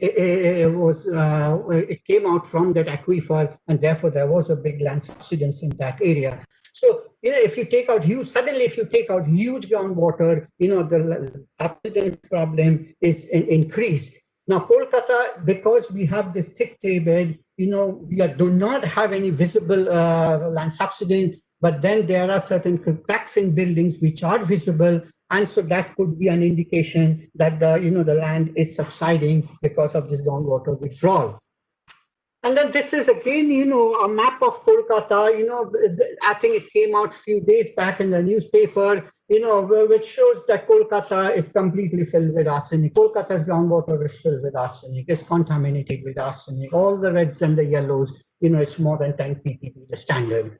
But then we carried out a monitoring of around 280 wells in the city, and this is the distribution. And what we found actually is that only 13 of our samples, and that too which is near the Tolly's Nala, the Adigonga channel, in this, under the aquifer below this Tolly Nala, we had some arsenic, and the 2 samples with more than 50 microgram per liter, 11 samples with between 10 and 50 microgram per liter, and 7 samples, between 5 and 10, and the rest of the samples were all below 5 microgram per liter. And if you look at the Kolkata subsurface lithology, it is in tune with that. You cannot, because you have brown clay, you have brown sand, you should not get arsenic. But then again, this report comes out that we have the entire aquifer is contaminated with groundwater, with arsenic, sorry. And then let's look at the challenges. The challenges are in the agricultural sector to meet the increased demand from existing resources. From the industrial sector, it is effluent recycle and sludge disposal, increased water productivity and adoption of modern technologies. And in the domestic sector, the challenges are new sources of water supply, water pricing and metering. We get free water in Kolkata. I think there's a time has come to think about metering and water pricing across the length and breadth of the city. Then, a prevention of wastages. If we have pricing and metering, as these household wastages would be lowered to a substantial extent, and then and sewage treatment, and that's another big challenge in the domestic sector. Then for groundwater management, it is advocating managing groundwater at catchment or river basin scale, not at the geographical boundary level. Improve and share basic data and generate and transfer scientific knowledge. That's an important challenge that we are facing in groundwater management. Data is a big problem. Good data is a big problem. And then transfer of scientific knowledge is another big problem. Then map aquifer at river basin scale, including quality aspect. Develop a better program of regular water level and water quality monitoring. Evolve an effective institutional framework for groundwater governance, including well-defined groundwater use rights, water pricing, and energy pricing. And then finally, I would say, train a group of hydrogeologists, or it could be civil engineers also, could be, water managers into social managers, social hydrogeologists, social civil engineers, or ecological hydrogeologists, or civil engineers, or water managers. Who can look into not only the scientific view of groundwater, but also the social and economic aspects of groundwater management. So that's very, very important. This transformation is very, very important for proper management of the groundwater. Then if you look at the strategies, this is the current governance and management policy framework. It's all village, district, state, nation. As you go up to the station, you talk about policies and guidelines. Now, we have proposed a framework for comprehensive management and governance of groundwater resources. That's watershed-wise basin, which we have linked with the municipal board, and we have talked about aquifer mapping, as the present one talks about. But we have talked about generation of water access, usage, and quality related data at the household level, training and capacity building, engagement of NGOs. Then city and district, that's in micro watershed or milli watershed level, that's convergence of groundwater management with programs of urban development, preparation of temporal land use and land cover maps, that is important. Then because this actually the changing land use land cover map also changes the groundwater or the water security per se. And then capacity building and participation of citizens in decision making at the community level. Then at the state, you could have state policies. This is important. We, in India, we do not have state policies. We have a national water policy. We need to have state policies. And then allocation of budget for groundwater management, again, capacity building. And at the national level, it's national policies legislation, as everybody talks about. But then strategies for international cooperation, collaboration, that's again at the national level, that's at the macro watershed level. And then archival of data in public domain for academic research and policy analysis. Again, I'm sorry to say, data in public domain is very, very hard to get in water sector. And then, we have added one more thing is population management policy. That's very important in water sector, and why I'm going to come to that at the end. So therefore, for sustainable water management strategy, you need to have a supply management, you need to have demand management. That's the two basic pillars. But then I also propagate that you have to have a third, that is the population management. And for supply management, you need to increase your supply. Definitely, you have so many techniques, check dams, rainwater harvesting, reprocessing wastewater. There are many options. And again, you have to reduce your demand for water by changing crop, increase your water productivity, give special incentives, conjunctive irrigation. All these are there, that's there in the book. But then population management is very, very important. Population, why? This is because now our population is more than 130 crore, and we are growing at this rate of 1.2%, and we stabilize at about 180 crore at the end of this century. But then the water that we have, the available resource that we have, we can sustain a population of 150 crore, but that too with three riders. Number one, we have to stop wastage, we have to stop polluting our water courses, and finally the third one is monsoon would never fail. And I think all these three are utopian dreams to us. So therefore, the next challenge before India, and possibly only way to save ourselves from the impending water famine, is to check the rapid population growth so that the population does not go beyond certain, I say 125, it could be whatever number you choose, but remember 150 with those three riders. So with this, thank you very much for giving me this chance to speak with you, and remembering that water is a right, it's not a commodity, it's for our sons, for our daughters, for the earth, and for the people. Thank you very much for your patient hearing. Thank you, Dr. Shigdar, for your excellent lecture, covering so many aspects about the quantity, quality, groundwater scenario, challenges, the strategies for future, its quality aspect, its quantity aspect, how to use groundwater in an appropriate manner. I have one question, Yes, not sir. to you, in general. I want to place it before the audience. You have told that groundwater is contaminated with arsenic, fluoride, iron, heavy metals, and other things. Now, 90% of this groundwater is being utilized by the farmers in agricultural field. And you know the problems associated with the food grains or food items. We have the biomagnification problem, bioaccumulation problem. So if they use it, what would be the health effect of utilizing groundwater? One more question related to it is that in case of industrial output, I'm talking about the wastewater generated by the different industries. They are being thrown to different river bodies and water bodies after treatment. Now, if it is free from all those parameters, pollution parameters, all those pollutants, why don't we use it for agricultural purposes? Instead of extracting so many groundwater for agricultural purposes, why don't we use the treated wastewater of different industries, even municipal wastewater after treatment? So I think you have correctly mentioned about different strategies for the future, but I think that this aspect should be addressed on the proper utilization of the water in order to avoid this water scarcity problem. Now, who will be our next speaker? Professor Tim Agarwal. No, sir, Mr. Shoikat Basu. Now our next speaker will be Mr. Shoikat Basu. He's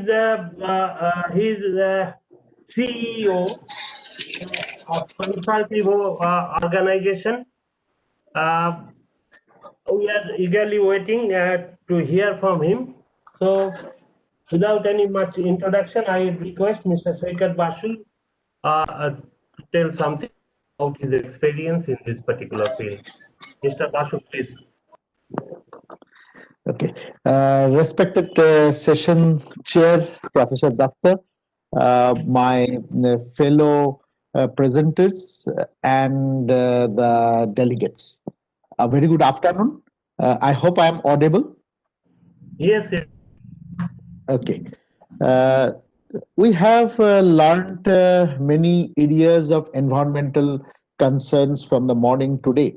And in fact, these are very important to all of us in our day-to-day life, as well as in business. Environmental issues are actually global issues and they require global solutions. In fact, Mr. Nicholas Loy also talked about it, that a global problem requires global solution, and also it requires local participation and active engagement. In environmental problems, there are many aspects and many angles. It can be a common man's angle, common person's angle, it can be a business angle, it can be an investor's angle. So today, I will talk something about, or I will discuss something about, share something about the investor's angle in environmental issues or on environmental issues. And when environment comes in, social and governance always come together. Environment never come alone.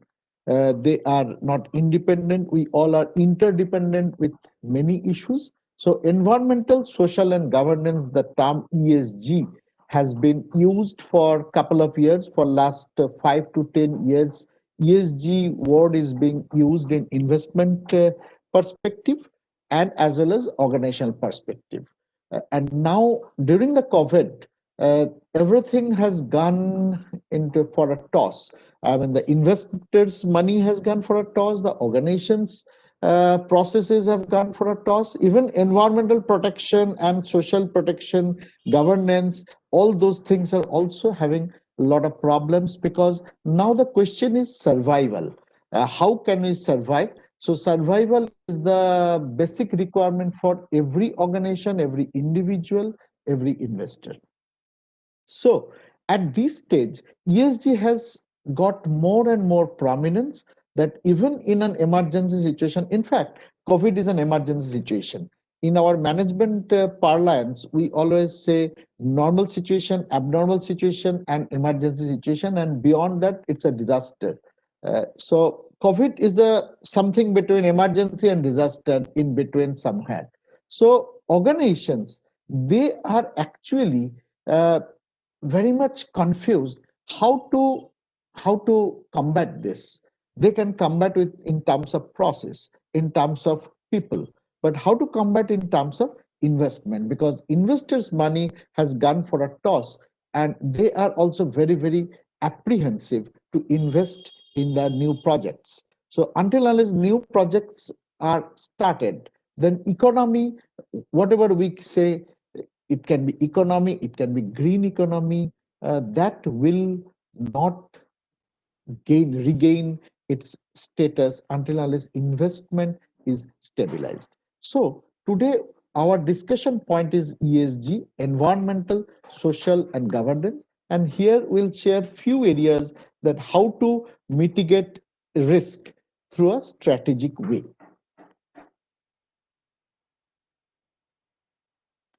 When we say ESG, or environmental social governance, actually there are many names. It's fundamentally, the concept is socially responsible investment, or SRI, socially responsible investment.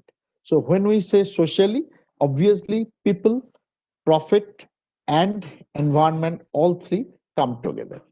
Globally, many people call it in many ways. Somebody call it ethical investing, green investing, impact investing. Impact investing, in fact, is a very common name, impact investing or impact investment.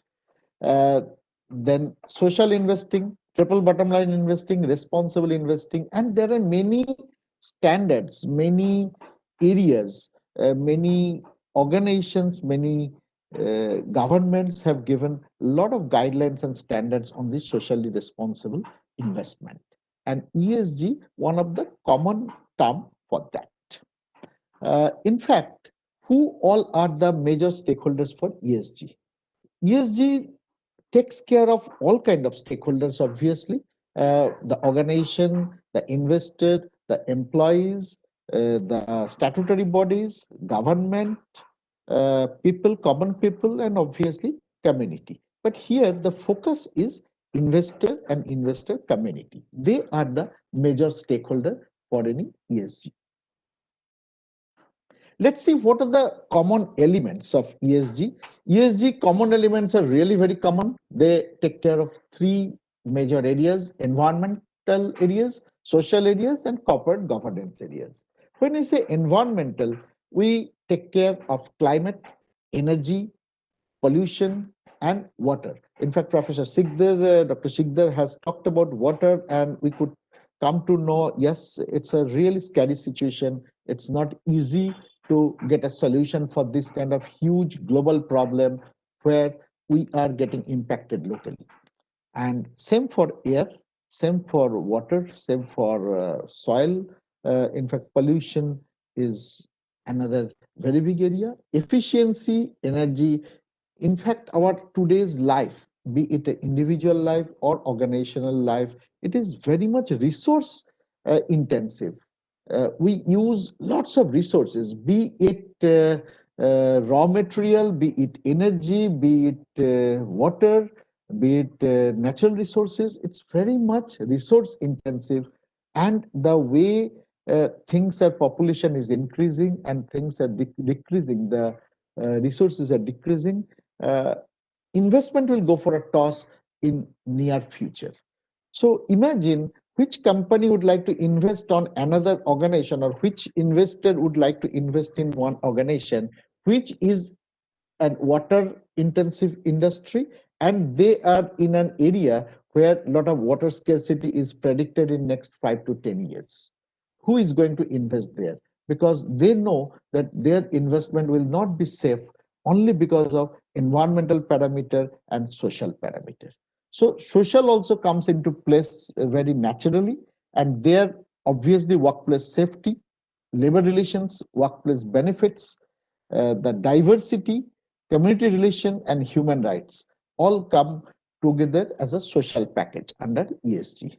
And finally, corporate governance, we know political contribution, executive compensation, board diversity, transparency, board independence has given a lot of importance nowadays.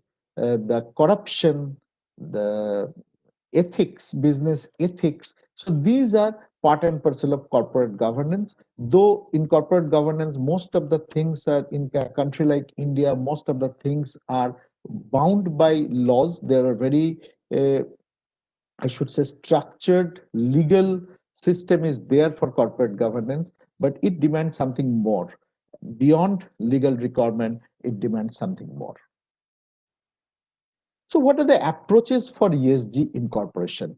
If an organization, if we take any organization globally, what could be the approaches? The first approach could be negative or avoidance approach. That yes, ESG is there, but I don't need it. I'm a local company or I'm a global company. I'm too big or I'm too small, so I don't need it. I'm in this kind of industry or that kind of industry, I don't need it. I have money or I don't have money, I don't need it. So it's a negative or avoidance nature. Then the next step is the positive. That yes, I appreciate that ESG is important for my organization or our organization, and I must include ESG in my system. Then the next step is the full ESG integration. Once I say that yes, inclusion is important, then the next step is the entire gamut of ESG can be integrated. And then the next pursuit is for being best in class, that my organization will be best in class so that I can attract more and more investors for me. And then obviously finally the end goal of all these three, the positive inclusion, full ESG integration, best in class, is thematic impact. That means where I have material issues, if I am in a water scarcity area, can I add some positive impact on water? If I'm in an water air pollution oriented industry, could I add some impact on the society, on the overall climate, on the overall environment of my surroundings, any positive impact? So that's the ultimate goal for all these three. And obviously negative to positive is the first step jump, that negative or avoidance to positive or inclusion. While working with hundreds of industries in my career, I see or I can understand that this is the toughest situation when you transform an industry from negative to positive, avoidance to inclusion. This is the toughest step possible. When we talk about materiality, materiality is basically to find out for every industry is unique, depending on its location, on its product, process, environmental impact, social impact, it's unique. So for every industry, there are certain material issues which really matters. Material means which really matters, things really matter. So principle-based disclosure grounded in materiality allows reporting companies the degree of flexibility needed to provide investors with the proper amount of mix of information. So an organization need to be, once they identify their environmental aspects or impacts, social aspects impacts, governance related aspect and impact, they need to find out which one are material to them, which one are material to their stakeholders. So based on materiality, then they can start acting on that. Then the question is how to manage ESG. ESG is good, but how do I manage it? I have listed few points, few generic points, which are the, you can consider as steps to manage ESG. The first step is obviously internal documentation and management of ESG performance data to identify the performance indicators which are relevant to materiality of that organization and to identify them as performance indicators or key performance indicators. Then inclusion of material ESG indicators in enterprise risk management. So only identification will not do. It has to be integrated with the enterprise risk management, because fundamentally ESG is part of the business risk management system or enterprise risk management system. So we need to integrate ESG indicators in the ERM. And then peer and competitor benchmarking and analysis. You need to look at your peers of the similar kind of industry, similar kind of geographical region, and also competitors for benchmarking and analysis. And these in India, this kind of data is really very less, and companies face a lot of problems for benchmarking and analyzing their performance with the peers and competitors. These are practical problems in developing countries. In developed countries, it's still a little bit better possibly. Then undertaking a maturity assessment, publishing the results of that assessment. The next one is greater engagement with current and prospective employees on sustainability issues. Involving employees in the sustainability issue is a great way to manage performance. It is proven by many of the organizations globally. However, it's not very easy. You need to be really strategic to do this, to involve all people beyond only few quizzes or some kind of prizes. Then productive meeting with investor analyst. In fact, one of the basic requirement of ESG is the active engagement of investors within the system of environmental, social, and governance. So the next few steps are integration of ESG metrics into management performance. This is very important because KPIs, KRAs should include the ESG metrics. The formal inclusion of ESG data in board practice and oversight. It's a board issue, as is a business risk, it's a board issue. And inclusion in indexes and other lists related to ESG outperformance. So there are several indexes. In fact, most of the stock exchange globally, or the major stock exchange globally, in India also NSE, they have the ESG index. They do rate their companies, the listed companies, based on ESG. Disclosure of ESG data in standalone sustainability report, and disclosure of ESG data in established sustainability report framework, and disclosure of ESG data in financial filing and investor document. These are steps one by one. First, you can think about disclosure in standalone mode, and then it can be in a more structured way. And creation of products and services that address sustainability concerns, such as the SDGs. So these are the ways an organization can include or integrate ESG within their operations or management function. And sustainability growth cannot be achieved without considering the needs of customer, employee, stakeholder, environment, communities. This is a very old saying. Now we all know this. And finally, it is a shared goal. ESG help us to understand that it's a shared goal. Even investors are not external people within the organization. Let us identify the risk together, take active engagement, and create positive impact through a shared goal. With this, I complete my presentation. Over to Dr. Datta, Professor Datta, please. Thank you, Mr. Basu. You have explained, in fact, the various dimensions of sustainability. There are issues, there are economic issues, there are environmental issues also. And you have covered all these issues, particularly for investors. Thank you for your guidance, particularly to the hope that they will keep in mind going for investment for new projects. Thank you. Thank you very much. Now, you're welcome, sir. Now our next speaker would be Professor K. Agarwal.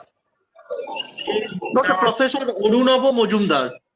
Professor Orunabo Mojumdar. Professor Orunabo Mojumdar is Orunabo is here. Oh, fine. Yes. He is the professor emeritus of School of Water Resource Engineering of Jadavpur University and the ex-director of All India Institute of Hygiene and Public Health. I have had the opportunity to work with in the university as well as outside the university.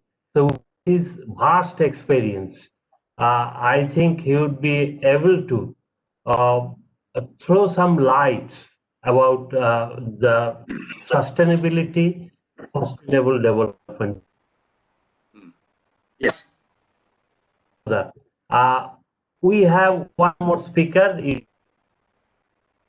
Well, I would go to finish it within 15 minutes, if you don't mind. Okay. I'm audible and my slide is Sir, visible. sorry to interrupt, and we also have Professor Ghangrekar after this. Okay. Okay. Achha. Okay. Achha. Okay. I'll Okay, sir. slide is on the screen. Is it okay? Hello. Not yet, sir. It is shared. Slide not shared. No.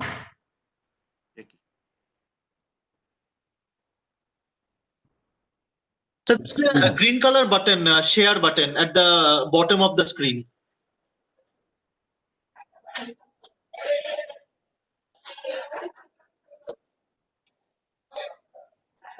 Share button, sir. It's mentioned share.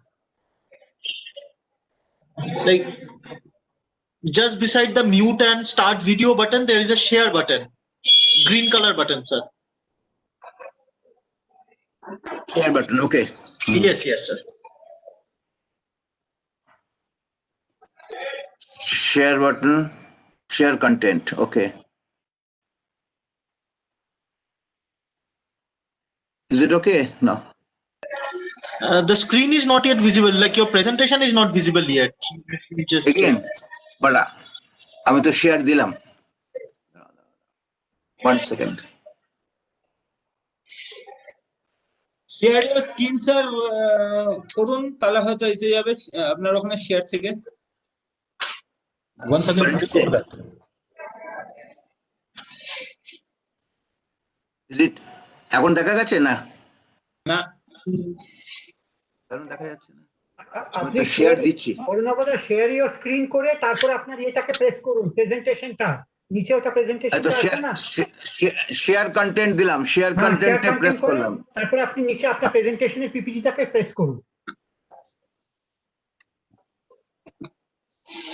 আপনার পিপিটিটাকে এবার ইয়ে করুন, নিচে পিপিটিটা এ করেছেন তো? হ্যাঁ ঠিক আছে, হ্যাঁ সেইটাকে আপনি এবার ইয়ে করুন। দিলাম তো, দিলাম, আসছে না?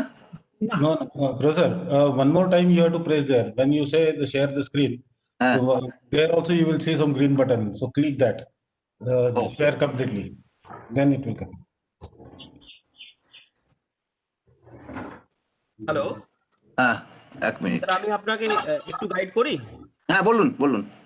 শেয়ারে দিলাম, শেয়ার কন্টেন্ট না, ফার্স্ট আপনি আপনার পিপিটিটাকে ওপেন করুন। করে দিলাম, করে ওটাকে মিনিমাইজ করে নিচে রাখুন। মিনিমাইজ করেছি। এবার আপনি শেয়ার অপশনে যান, শেয়ার বাটনটাকে ক্লিক করুন।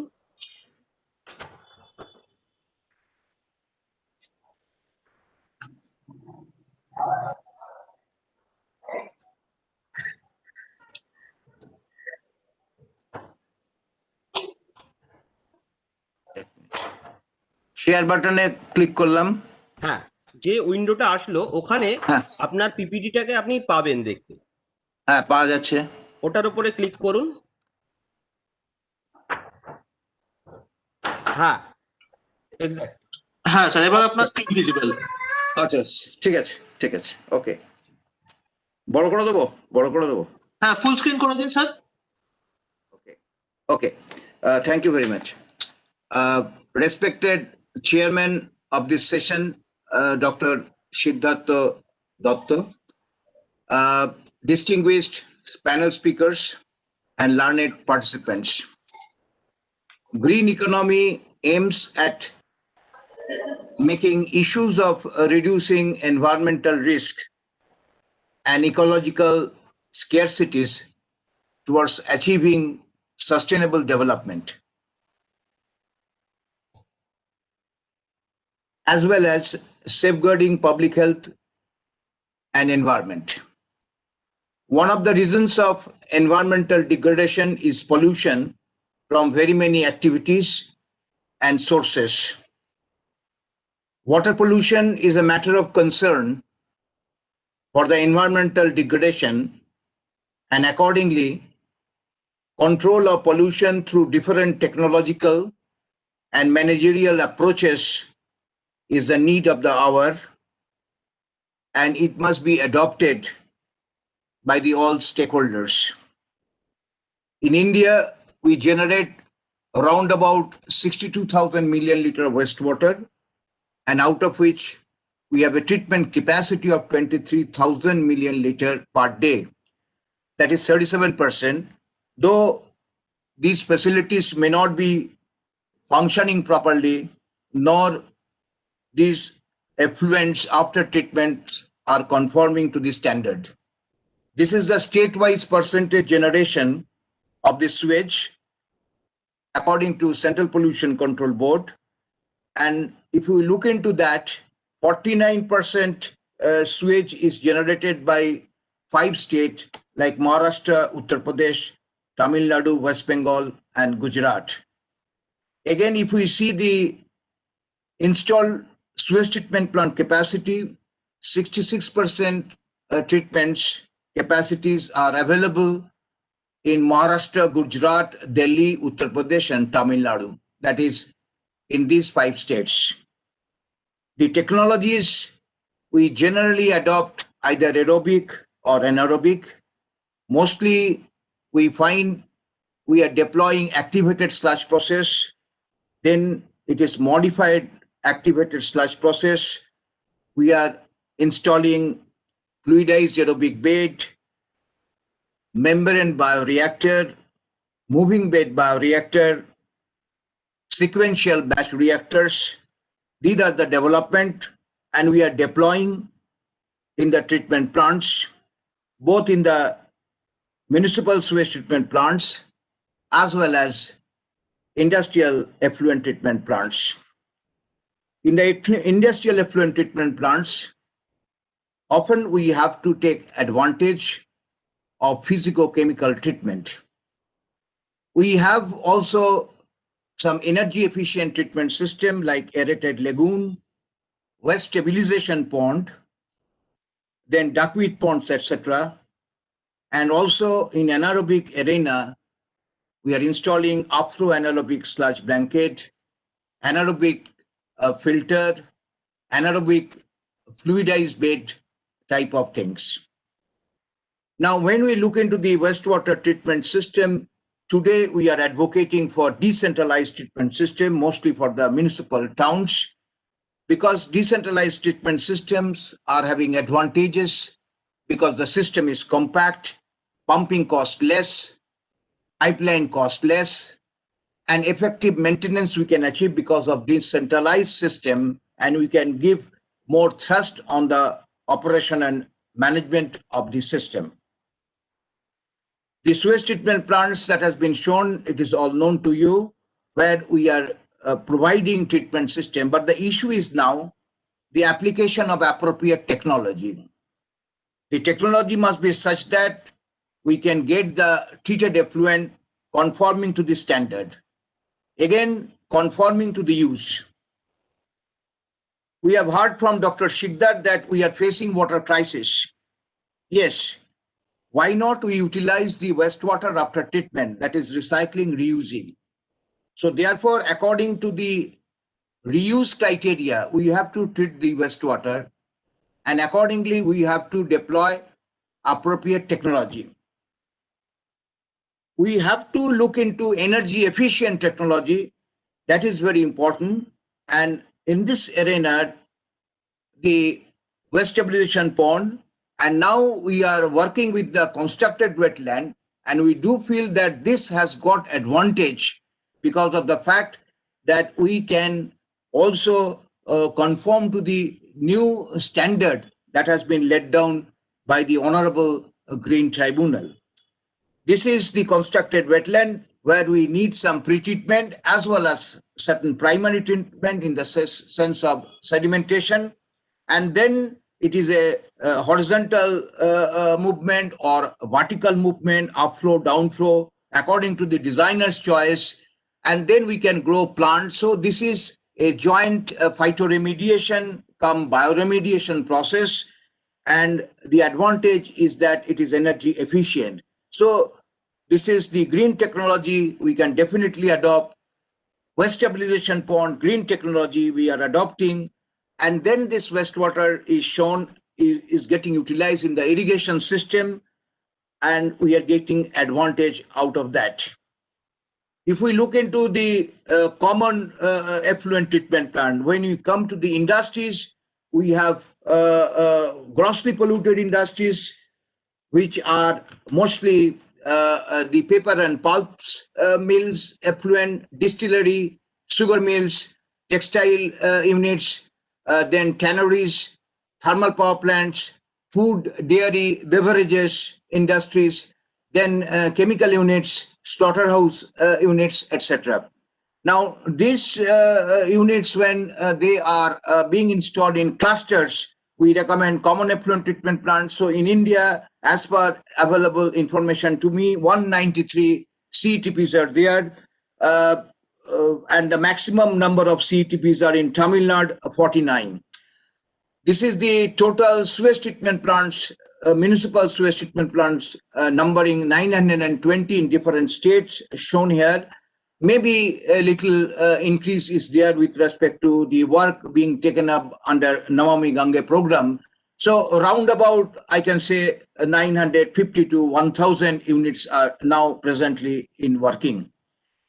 When we look into the megacity, metro city, class 1, class 2, 40,000 MLD sewage is generated, but 30% sewage is getting treated. And according to the studies available, treated effluent from 39 sewage treatment plants are not conforming to the standard. And the use of this wastewater after treatment is limited in the agriculture and farming. We are mostly discharging our wastewater after treatment in the rivers or canals. Very less quantum today we are utilizing for the agricultural sector. Utilization of the industry after treatment is also limited, but many industries are now adopting the treated wastewater in their process. Especially I can name the paper and pulp industries, where we have seen around 80% wastewater is getting utilized. Then why recycling and reuse of wastewater? Because to meet the water crisis, as I mentioned, the demand of water is increasing in the agricultural sector, industrial sector, power generation sector, as well as domestic sector. So therefore, to meet that challenges, we have to recycle and reuse our wastewater. Then resource recovery, that should be our idea, that should be our aim. The sewage treatment plant should be working like a factory, where the raw material sewage is available free of cost, and then out of that we can get energy. So the energy we can get bioenergy basically, then manure, then pisciculture, poultry feed, and irrigation water. So this is the advantage, and definitely we have to look into this particular aspect of resource recovery. Then we have to use this wastewater for certain domestic need, say for flushing purpose. Then industrial wastewater after treatment can be utilized, as I mentioned. And one industry, big industry, is utilizing the wastewater after treatment in a sewage treatment plant in Udaipur. 60 million liter of wastewater after treatment is getting utilized in the industries. So it is a, very good example where we find that the industry is utilizing maximum water, mostly I can say full amount of water from the sewage treatment plant after treatment. Then it can be utilized for the vegetable crop growth as well as plantation of trees. There is a paradigm shift from the past. It is true that today we are utilizing in many purposes. When we are giving environmental clearance to the housing societies, then we are recommending to utilize this wastewater for different purposes. Say, for example, bathroom water can be treated and it can be used as a flushing water. It can be used as for the gardening. Treated wastewater is getting utilized in the agriculture now in many regions. As I mentioned, it is also getting industries. Then the zero liquid discharge. This particular idea has been given by the Central Pollution Control Board, and many industries have adopted this zero liquid discharge norm, and accordingly they are saving a huge amount of water. Fresh water draw is limited for those industries. The relevant issues that we address for wastewater recycling and reuse is that I mentioned about the appropriate technology, but the other very important issue is the operation and maintenance. This need improvement with respect to both effluent treatment plant in the industries as well as municipal sewage treatment plant. The cost benefit analysis is to be done. Resource recovery should be the idea with respect to the sewage treatment plant, and social as well as users acceptability of the system must be there. In India, this recycling and reuse of water is gaining ground, not only in the industrial sector, but also agriculture, as I mentioned. In developed countries, this is getting utilized, and this is used for irrigation of fodder, fiber, seed crops, and to a limited extent for the irrigation of orchards, vineyards, and other crops. In India, the use of urban wastewater for irrigation is in practice in some specific areas. It includes application of untreated and partially treated wastewater in crops and vegetable production. This is also true that untreated and partially treated wastewater is also getting utilized. In India, we are utilizing this wastewater today in farm forestry, horticulture, industrial use in cooling towers, agriculture, pisciculture, toilet flushing, etc. Few practices I can mention that Chennai Metropolitan Water Supply and Sewerage Board has been promoting the growth of farm forestry with the use of city sewage. This is the utilization of the wastewater sprinkler irrigation. The Indian Agriculture Research Institute, Karnal, carried out extensive research study on sewage farming and recommended irrigation method for sewage-fed tree plantation, not vegetable. Chandigarh is using treated sewage for horticulture, gardening, and maintaining granaries. Delhi has put in place planned reuse of treated sewage for the designated institutional centers. Government of Karnataka has issued an official directive to take all necessary steps to ensure that only tertiary treated sewage may be used for non-potable purposes like all gardening, including parks, resorts, and golf courses. In Kolkata, you know, we have Ramsar site, East Kolkata wetland, 12,900 hectares of land, out of which we have 3,900 hectares of wetland, 264 fisheries are there, where we are utilizing the Calcutta's wastewater. 1,100 million liter wastewater is getting utilized in the East Kolkata for the fisheries, and we are getting 19,000 metric ton of fish every year. Huge amount of agriculture is growing, but the issue is that the risk. Chairman sir has mentioned about the risk associated of the utilization of this wastewater in the agriculture or pisciculture. We have studied and we have found heavy metals in the fish, no doubt, in the gill, then liver, in the flesh. But today, according to the quantity that is available, it is within the limit of FAO and WHO, but there is a risk there. But with respect to agriculture that is growing in East Calcutta, we find the lead, the cadmium and chromium, especially lead, in higher proportion. So therefore, what is needed here is a sanitation safety plan. There must be proper surveillance by the statutory authorities here so that the industrial wastewater, especially from the small scale industries, are not coming into the Calcutta sewage. Treated sewage is getting utilized in Kollani town. Titagarh town is using partially treated sewage. This is the sewage fed pond that you know. Here the raw sewage is getting mixed here. The BOD is round about 70 to 80 milligram per liter. Calcutta sewage BOD maximum is 180 milligram per liter in dry season. But when it is getting mixed, while it is traveling to canals, BOD is getting reduced. And in this pond, the photosynthesis is being carried out. The oxygen is getting supplied. there. So it is energy efficient treatment system. It is working like a facultative pond. The effluent which is going out is roughly BOD between 8 to 12 milligram per liter. This is the fish getting harvested. The issue is therefore the irrigation. If we look into what is the limit, I mean, what is the norm as per Government of India, the EP rule 1986, pH 5.5 to 9, TSS 200 milligram per liter, oil and grease 10 milligram per liter. This is limit. BOD 100 milligram per liter, arsenic 0.2, cyanide 0.2, TDS should not be more than 2,100 milligram per liter, and SAR shall preferably be less than 18 but must not be more than 26, and bioassay test 90% survival of fish after 96 hours in 100% effluent. So this is one standard available for utilization for the irrigation system.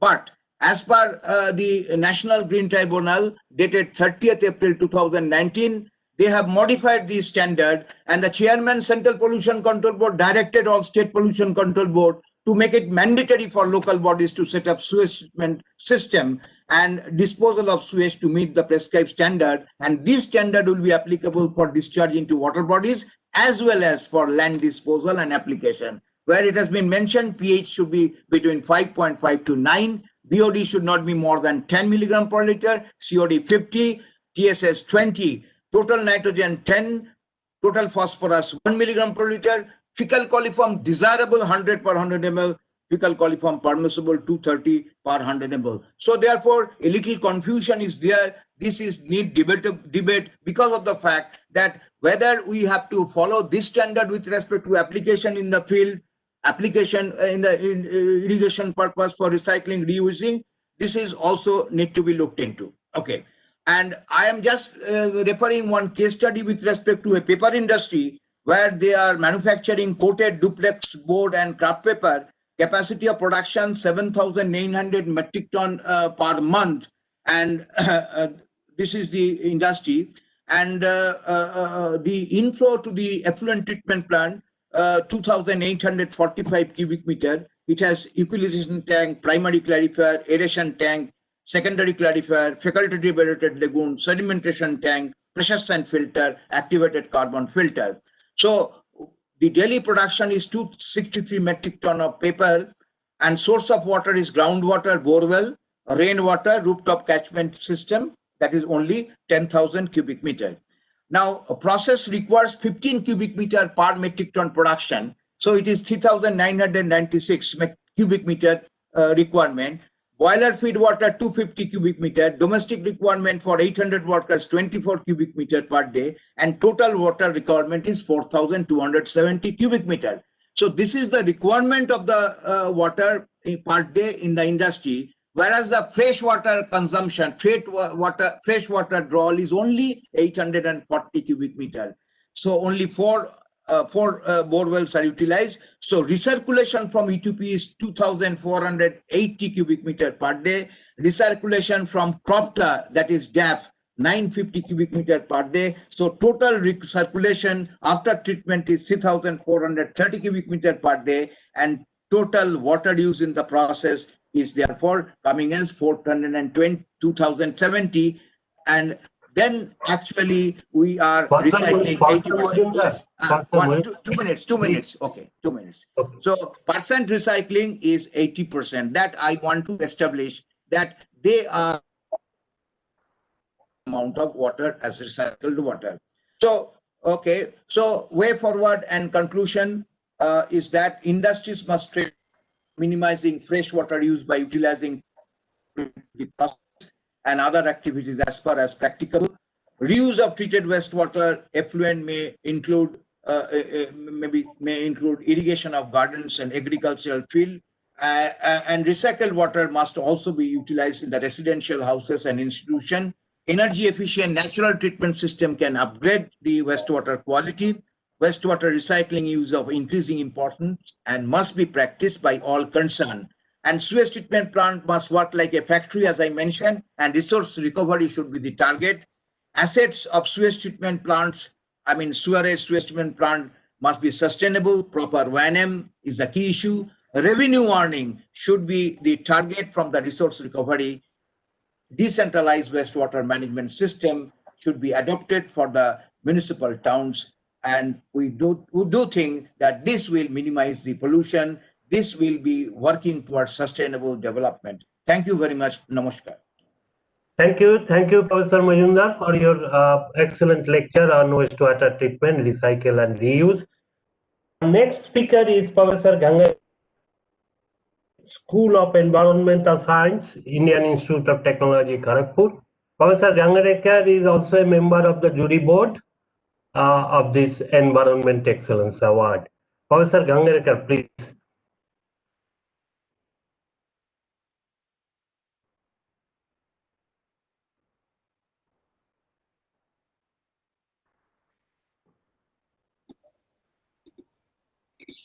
Okay, so is my presentation visible? Yes, sir. Yes, your presentation is visible, sir. Okay. So good afternoon, everyone. Thank you, Chairman of this session, Professor Siddharth Datta, office bearers of ICC and other distinguished speakers and our colleagues from the industries. At the outset, I thank ICC for giving me opportunity to present my work, and Soma Mukherjee as well for giving me opportunity to be here. And I really enjoyed participation in this process of evaluating this award. So here I will be presenting my work on exploiting biological and bioelectrochemical wastewater treatment technologies to facilitate reuse of treated water and resources recovery. I will take around 14 minutes because my life simple by the earlier speaker, Professor Sikdar, and as well as Professor Majumdar. And I would take that liberty to remove the overlap, and I will quickly go through the slides, which are just repeat, so that I can present whatever new I had to. So water stress has already been presented. Decrease in fresh water demand has already been talked about. The sewage treatment capability that we have in India, as Professor has already presented, that slightly above 30% of the sewage is being treated in this country because of the various reasons that the sewage infrastructure possibly is not there up to the mark. Also, the trained manpower is not there to operate the sewage treatment plant properly, and hence he has emphasized that only 39% of the STPs are actually working meeting to the discharge norm, and others are failing to meet the requirement. Typically, in the sewage treatment, we use primary, secondary, and tertiary treatment. Secondary treatment, typically the reuse standard for irrigation can be met. But if we try to explore sewage for other purposes, so if you want to encourage the reuse, then tertiary treatment is must for removing the pollutants which are escaping from the secondary treatment. And these pollutants, such as the nutrients which escape secondary treatment, finer turbidity, the finer particles need to be further removed to increase the acceptability of the treated water for various other uses. The pathogens need to be addressed. Any residual color and odor, if they present in the sewage, also should be removed. And all the more importantly, the emerging contaminants such as the antibiotics and then the surfactants that we are using, or various other chemical compounds that unknowingly we are using in the day-to-day life, including our cosmetics. So they are also appearing in the water, and they have adverse effect, though at present at very low concentration. However, we need to remove those for proper reuse, for ascertaining proper reuse of this wastewater. This has already been presented by Professor Majumdar, that the new NGT guidelines, if we impose these guidelines, then what we are talking about, the 32% of the treatment capability, that percentage also may go down, because many of the plants are not being able to meet 10 milligram per liter of BOD standard. The bottlenecks that we have in the conventional sewage treatment plant, mostly the aerobic processes are used, and that demands high energy, and they are not being properly able to address the removal of pathogens, emerging contaminants, nutrients, the residual organic matter, whatever escapes from the secondary biological treatment, and removing color. So we need to devise a technology which, rather than, as Professor Majumdar again has emphasized, that we should look water as a to impart sustainability to the water treatment. The foremost thing, our objective is to produce reusable quality treated water. Then to achieve this, we can explore possibility of algal harvesting as well as phytoremediation can bring us plants. So this biomass can be downstream used for biofuel production. We can also explore the technology which can give us directly electricity while treating the wastewater. So that is also feasible, and I will present my work, what we did at IIT Kharagpur. The sewage sludge also could be explored for activated carbon, and various other value-added products such as biopolymer can also be recovered from it. Methane recovery is already been practiced in India. We have more than 40 STPs which are requiring anaerobic treatment to facilitate recovery. As he has emphasized, even aquaculture can also be practiced in treated sewage to add on to the revenue generation. Other value-added products, synthetic chemicals, industrial use chemicals can also be obtained if we use the technology, what we call it as a microbial electrosynthesis. So this is a new field which is coming up in this decade. Reducing the stress on the freshwater. So if we adopt all this, it will obviously reduce the stress on the freshwater and will make reusable quality water available. We have on campus at IIT Kharagpur USB-based sewage treatment plant. Professor Majumdar is aware of. He was associated with this project as an expert. So this USB reactor is 148 cubic meter capacity, treating about 400 cubic meter of sewage and generating methane around 40 meter cube per day. So rather than the energy consuming, if we go for aerobic process, it is giving us the energy recovery in the form of methane. And then USB effluent is post-treated in the high rate algal pond. So the overall performance of the USB reactor, of course, it took about 4 to 5 months to commission initial startup, and then it started giving more than 70% total COD removal efficiency. This USB reactor followed by high rate algal pond, which was adding on to the removal of nitrogen more than 85%, phosphorus more than 90%, and up to 3 log scale pathogen reduction. So that is facilitating reuse, means supporting the reuse of the treated effluent. So final effluent had the BOD of less than 20 milligram per liter, COD around 50 milligram per liter, and coliforms in terms of MPM less than 1000. So we are getting around 600 to 700 MPM. So as per old guideline, this water was suitable to be reused for horticulture. But with the new guideline in place, this high rate algal pond is not meeting that requirement. And now then we are going for the post-treatment of the USB effluent with MBBR based technologies, where we are again employing anoxic and aerobic MBBR to facilitate nitrogen removal, followed by the clarifier and then 3-stage disinfection, ozonation, UV, and also in combination with the chlorine. So that will that will give us the final effluent with 0 BOD, and coliform will also be 0. But still, we need to monitor this reactor for its fate for emerging contaminants removal. This is the early results that almost all pollutants, nearly 80% removal has been obtained in this system, including organic matter, nitrogen, as well as total suspended solids. And we observed also the sodium dodecyl sulfate, the surfactant that is commonly available in the sewage, is also getting removed. So that will reduce the foaming problem in the treated water. We are yet to commission the tertiary treatment. The plant is ready, but because of this lockdown, our institute has still not allowed a research scholar. The moment the institute will allow, we'll commission again this tertiary treatment. So right now it is only operated up to the secondary treatment. We also developed at IIT Kharagpur 3 KLD package sewage treatment plant, which could be used for the housing scheme. 4 to 5 flat owners can have this plant, which cost around 2 lakhs rupees and produce really reusable quality treated water. This hybrid reactor is a combination of aerobic, anaerobic MBBR followed by MBR. So that will give assured reactor performance, and you can see all the parameters, more than 90% removal for organic matter, as well as nitrogen removal nearly more than 80% is being achieved. Similarly, phosphorus, and also the MPN removal, finally bringing MPN to 240 to 290 MPN per 100 ml. With nominal disinfection by hypochlorite addition, this can be brought to 0, and then in that case, this water could be considered safe for any reuse. The cost of this plant is 2.16 lakhs with operating cost of 5.6 rupees per kiloliter. And if we consider capitalized cost, this looks higher because of the smaller size of the plant, and it comes around 21 rupees per kiloliter.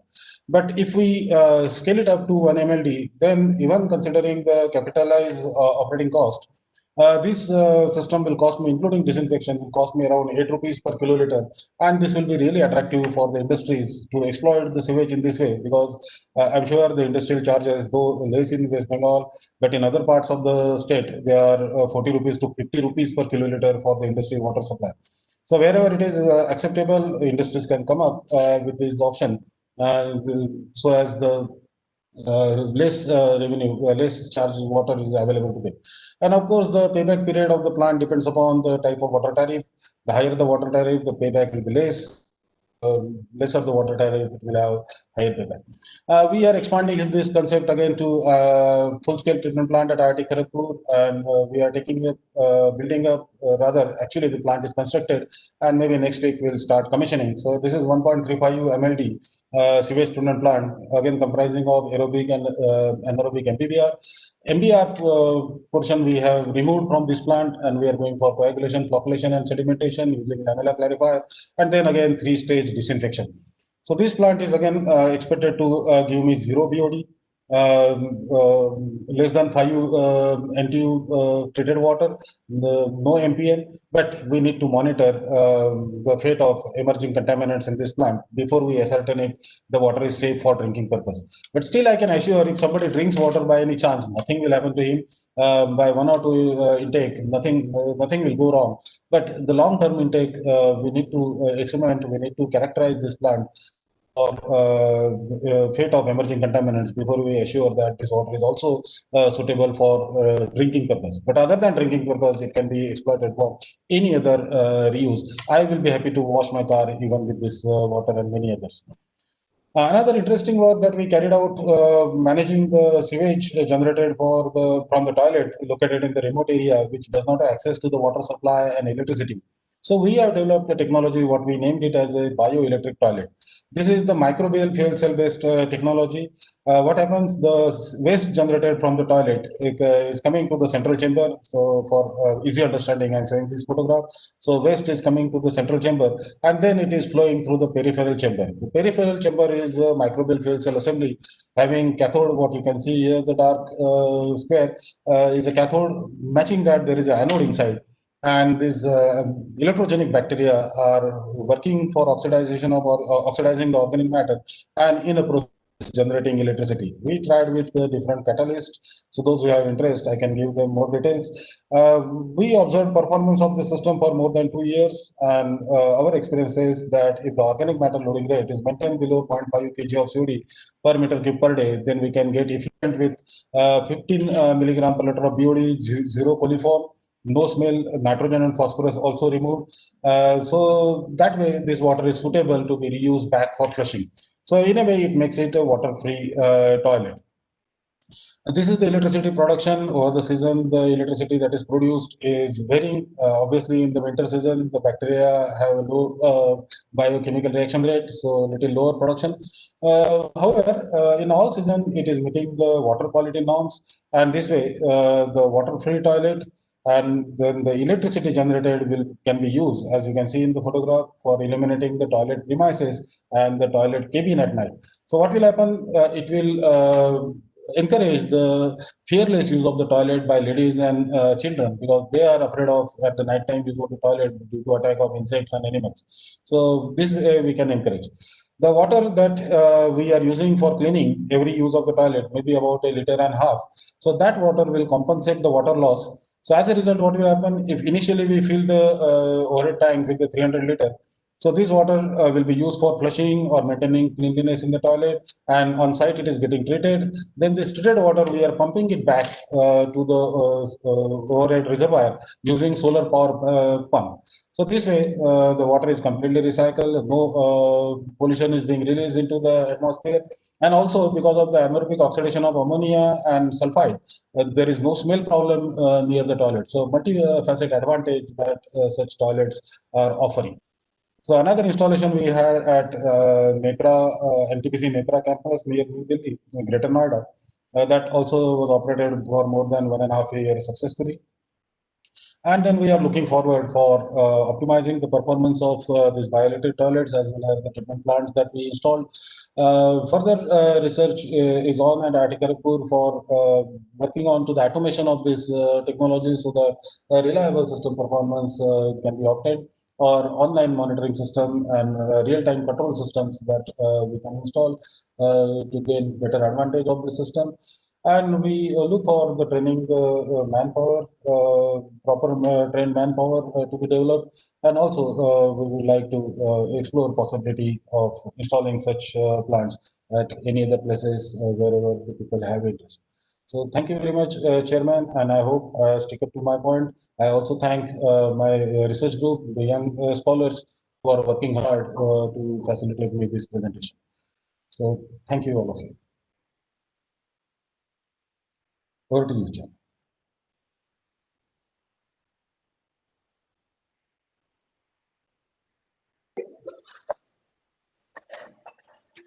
Thank you, Professor Gangadekar, for your excellent lecture. Particularly, I am very much impressed seeing the efforts made by you regarding implementation of the emerging technologies in the field of wastewater treatment at pilot scale level in your institute and at different industries. Nice, very nice. Thank you for that. Thank you for that efforts. Now we have the speaker, my friend, Professor M. Agarwal. He is associated with IISWPM. He is a professor and former dean of IISWPM, Calcutta. And he is also a jury member of this Environment Excellence Award. Professor K. Agarwal. Thank you, sir. Thank you, sir. What should I say? Please finish within Yes, 15 minutes. quickly. Okay, Just thank you. Looking for Surudeep. Looking for the screen sharing.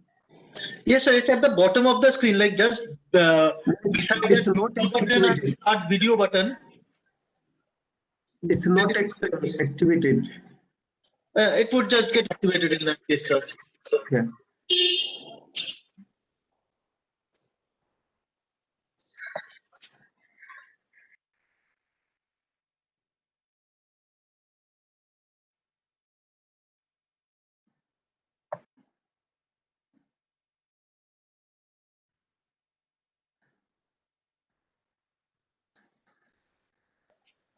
Is it activated, sir? Not yet. I am just looking for that. Yeah.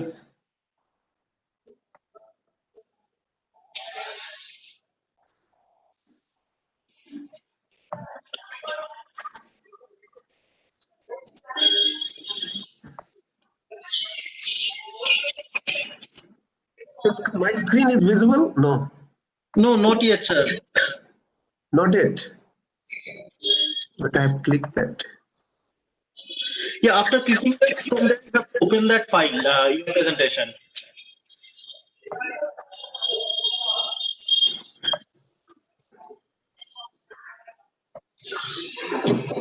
Yes, sir. Now your screen is visible. Is it visible? Yes, sir. Okay. Continue. Okay. So, respected chairman and my very good friend, Professor Siddharth Datta, and distinguished panelists. At the outset, I would like to thank ICC for involving us in the very can say the flagship program of the ICC in encouraging the industries to achieve the green economy for can say the reaching the goals of sustainable development. Since morning, we are hearing the many can say the tools which can lead us to become the part of green economy, become the can say that to achieve the goal of sustainable development. As I'm the last speaker, so I will not take much time because the most of the things which I thought I'll be starting and then discussing have been already covered. We all know by this time why we are looking for the green economy. It's not only reducing the environmental risk and managing with the ecological scarcity, but above all, from the business perspective, we are looking for minimizing our production cost. With that note only, I would like to start, because whatever the pillars of the sustainable development we talk about, that definitely will be inclusive. Whether we talk about the exclusive growth, we talk about the optimization of the natural resource consumption, generation of the waste, all this. But from the industrial perspective, that we are looking for the various tools which can lead us to contribute in the green economy, become the part of the green economy, and achieve the goal of sustainable development. And which in turns will not only consider maintaining the ecological integrity where we are operating, or ensuring our basic life support system, but above all, when from the business perspective, we are looking at how to maximize our profit. So we have already talked about the number of areas that application of the clean technologies, consider changing the process, changing the product design, then reducing the negative environmental impact by the increasing the energy resource efficiency, and so on. So I'll skip all this because these are very, very fundamental, which we have already discussed. And then why we have to go for green economy, I have just mentioned, not only to ensure your ecological integrity or the environmental integrity, but also to increase our profit, which oftenly we sideline. That when we are looking for green economy, we consider directly linked with the increase in production cost. But here what we are talking and what we have learned from the various learned speaker, Professor Majumdar, Professor Gangrekar, Dr. Sikdar, and Mr. Saikat Basu, that if we are integrating these environmental issues, we can leverage the bottom line.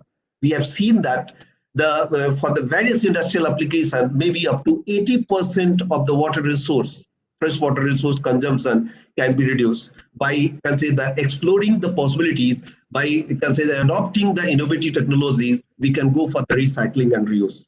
So I'll be also giving you some insight through the case study. Then opportunities, as already we have discussed, that when we go for the green economy, we have the very good the number of opportunities. Our production cost will be getting reduced. Our environmental risk will be getting minimized. Then the scarcity, then we will have the various the water security, and so on.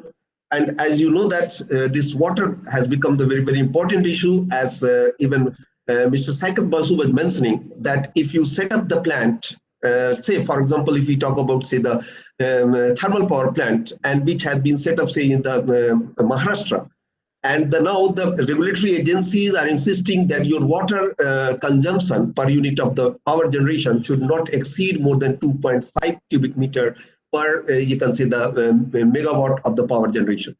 And when we have the drought, as we have evidences in the last few years, then sometime when you have made the investment of the crores of rupees, say suppose if we talk about, say, the 3,000 megawatt power plant, and the investment is more than 15,000 crore, and if that unit has to be operated not only because of the non-availability of the coal, not only because of the demand, but because of non-availability of the water, because we have not worked out for the water security.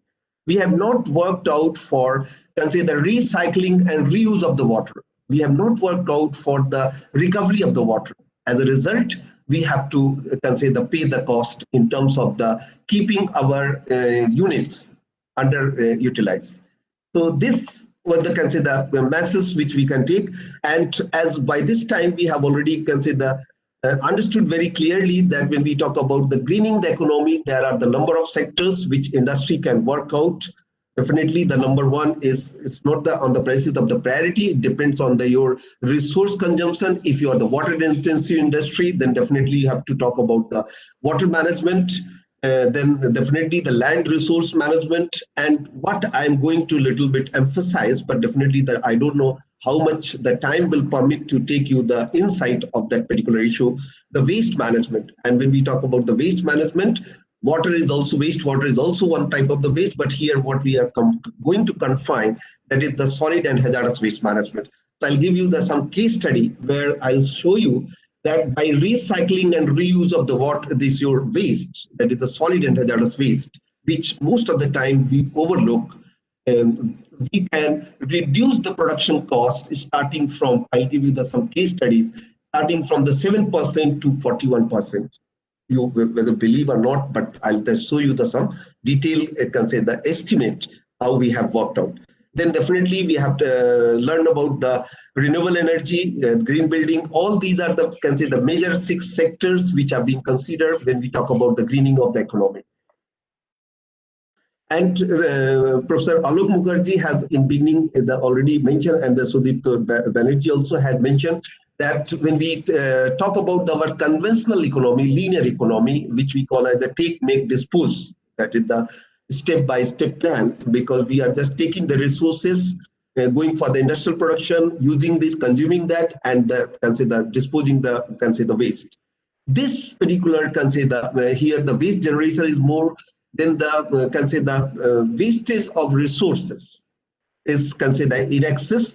So from this conventional, you can say the linear economy approach, what we are advocating, that we have to move to what the circular economy, where whatever the waste we will be generating, we will be reducing, will be recovering, will be reusing, will be recycling, and we'll have the circular economy, which will be reducing in terms of our production cost, our increasing the availability of the various resources. So what we are talking about, instead of the linear economy, we believe in the circular economy, which we are also call as the green economy. If we see the long-term vision of the sustainability, that in 2050 we live well within the planet ecological prosperity and healthy environment. Just a minute. Why this? Just a minute. Yeah.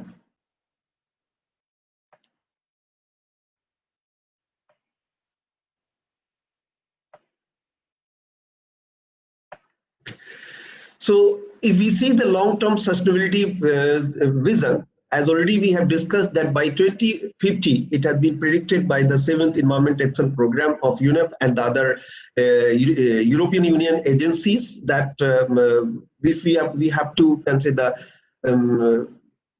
achieve the goal of sustainability, then our prosperity and healthy environment stem from an innovative circular economy where nothing is wasted, and where the natural resources are managed substantially and the biodiversity is protected, valued, and restored in a way that enhance our society's resilience. Our low carbon growth has long been decoupled from the resource use, setting the pace for the global, safe, and sustainable society. So with that particular mission, if we proceed for our industrial production, typical industrial production, then as we were discussing, that what is the role of waste management in the green and the circular economy, green economy or the circular economy. As already we have discussed, when we talk about the waste management, we know the hierarchy of the waste management, starting from the reducing, reusing, recycling, then co-processing, then ultimately we go for the incineration, and ultimately the final disposal. So this is the waste management hierarchy. If we adopt this particular, the philosophy or the hierarchy, our the waste management cost is going to be minimum, and we would be the reaching towards the very closer to the green economy. If we see the scenario of the hazardous waste generation in India, around the 20 million metric tons of the hazardous waste which is being generated. You can see the trend, that the maximum hazardous waste is being generated around in the Gujarat, around 14 million metric ton. If we talk about the West Bengal, we are somewhere around 0.2 million metric ton, or in other words, you can say the precisely 1,80,000 tons of the hazardous waste, which is we are generating. And when we talk about, as already I mentioned, that if we talk about, say, the 0.2 million metric ton of hazardous waste, the maximum hazardous waste is being generated in the Burdwan district, and then followed by the Pur Mednipur, and so on. This gives you the district-wise distribution of hazardous waste generation, because this is very important when we talk about the integrating this particular waste management. We have to talk about the cluster, in which particular area, what type of the waste is being generated, and then how we can work out for the recycling and reuse of the same.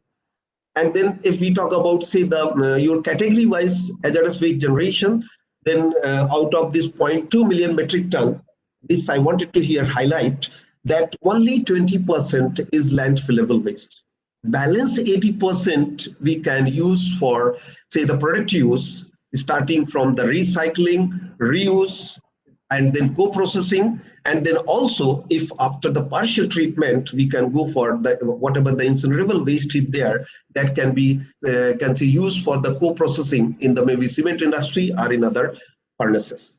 So this is, can say, the point which we need to, can say, the keep in mind. As already I have given you the insight, I'm not going into the detail of the district-wide distribution.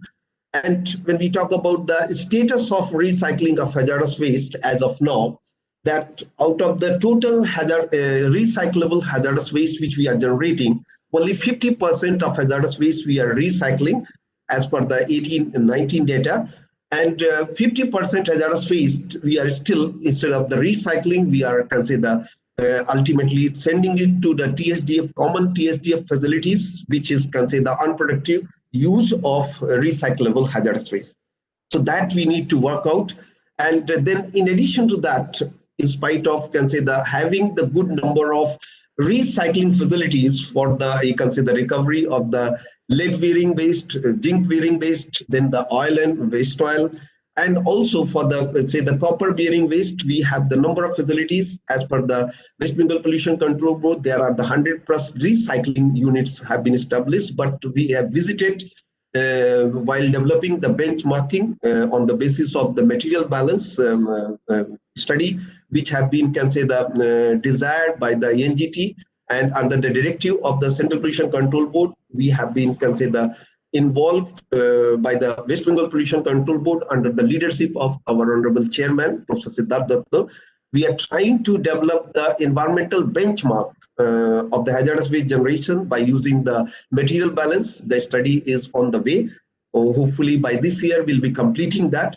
And then the main objective of this particular study is that what is the potential of various types of the hazardous waste which is being generated or which would be generated from the particular sector of the industry, and then that need to be, you can say, the use for the, you can say, the keeping the track on the hazardous waste generation, so that there, you can say, the effective recycling, reuse, as well as the disposal is managed and the legal compliance is met, so that if the particular industry is generating excess amount of the hazardous waste, then there is that definitely they need to look back their process. They need to look back their quality of the raw material, because whatever the benchmark we have worked out, that their generation of hazardous waste is more than that.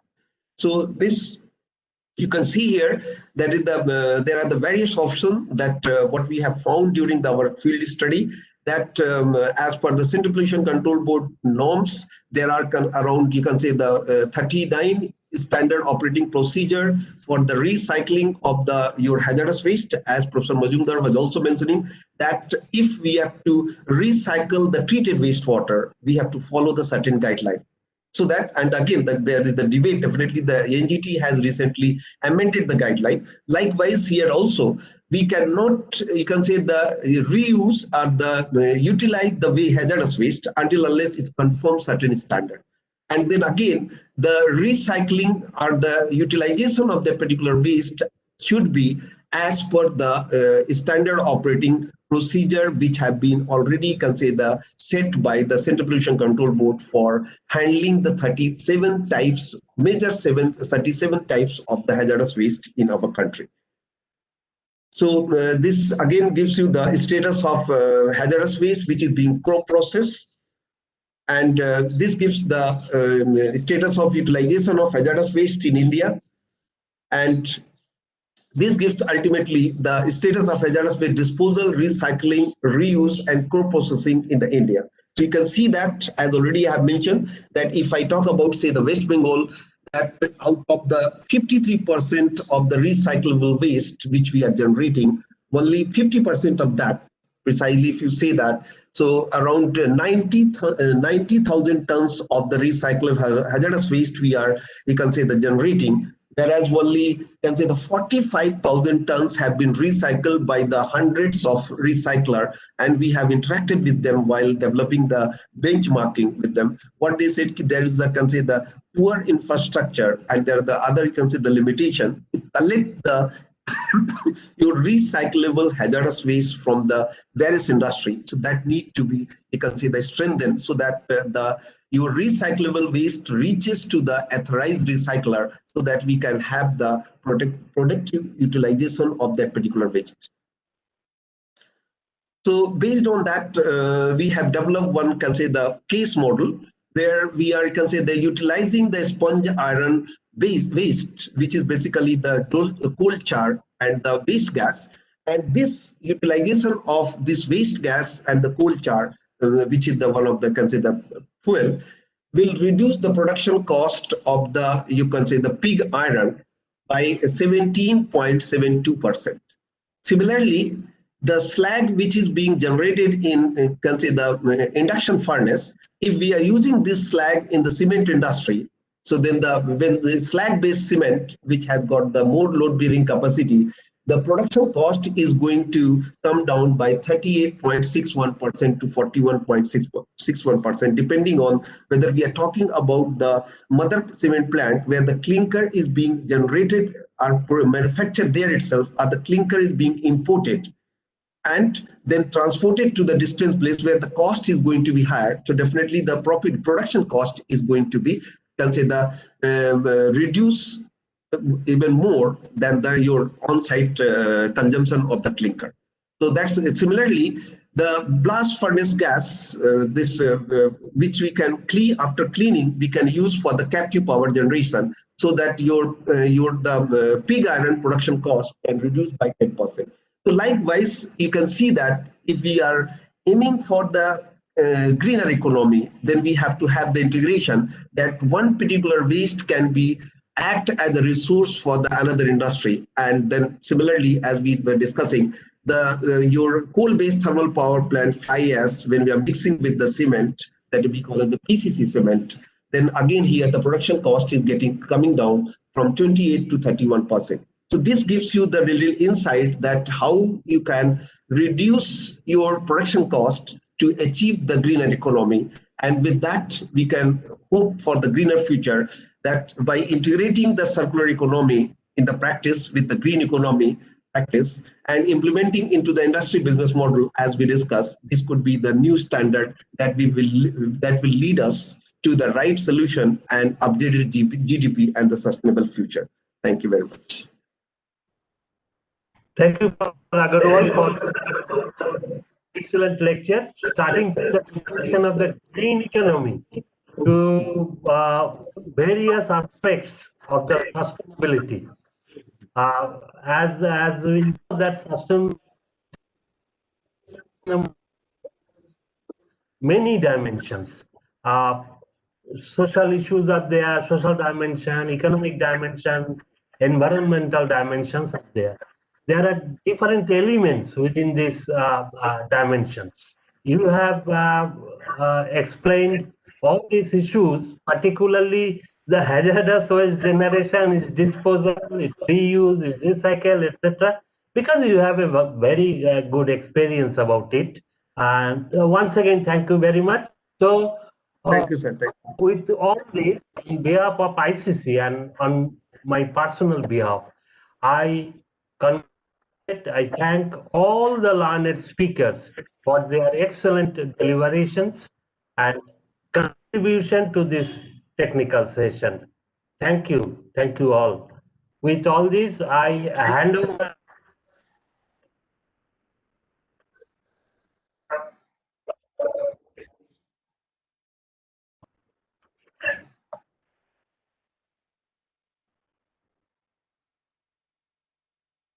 Thank you, sir. Thank you for leading the session, and thank you to all the eminent panel speakers for their wonderful deliberation.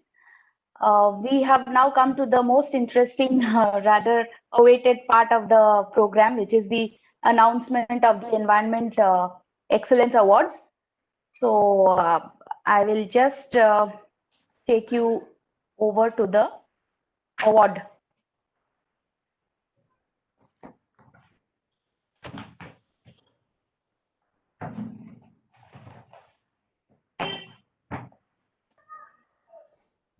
So to all the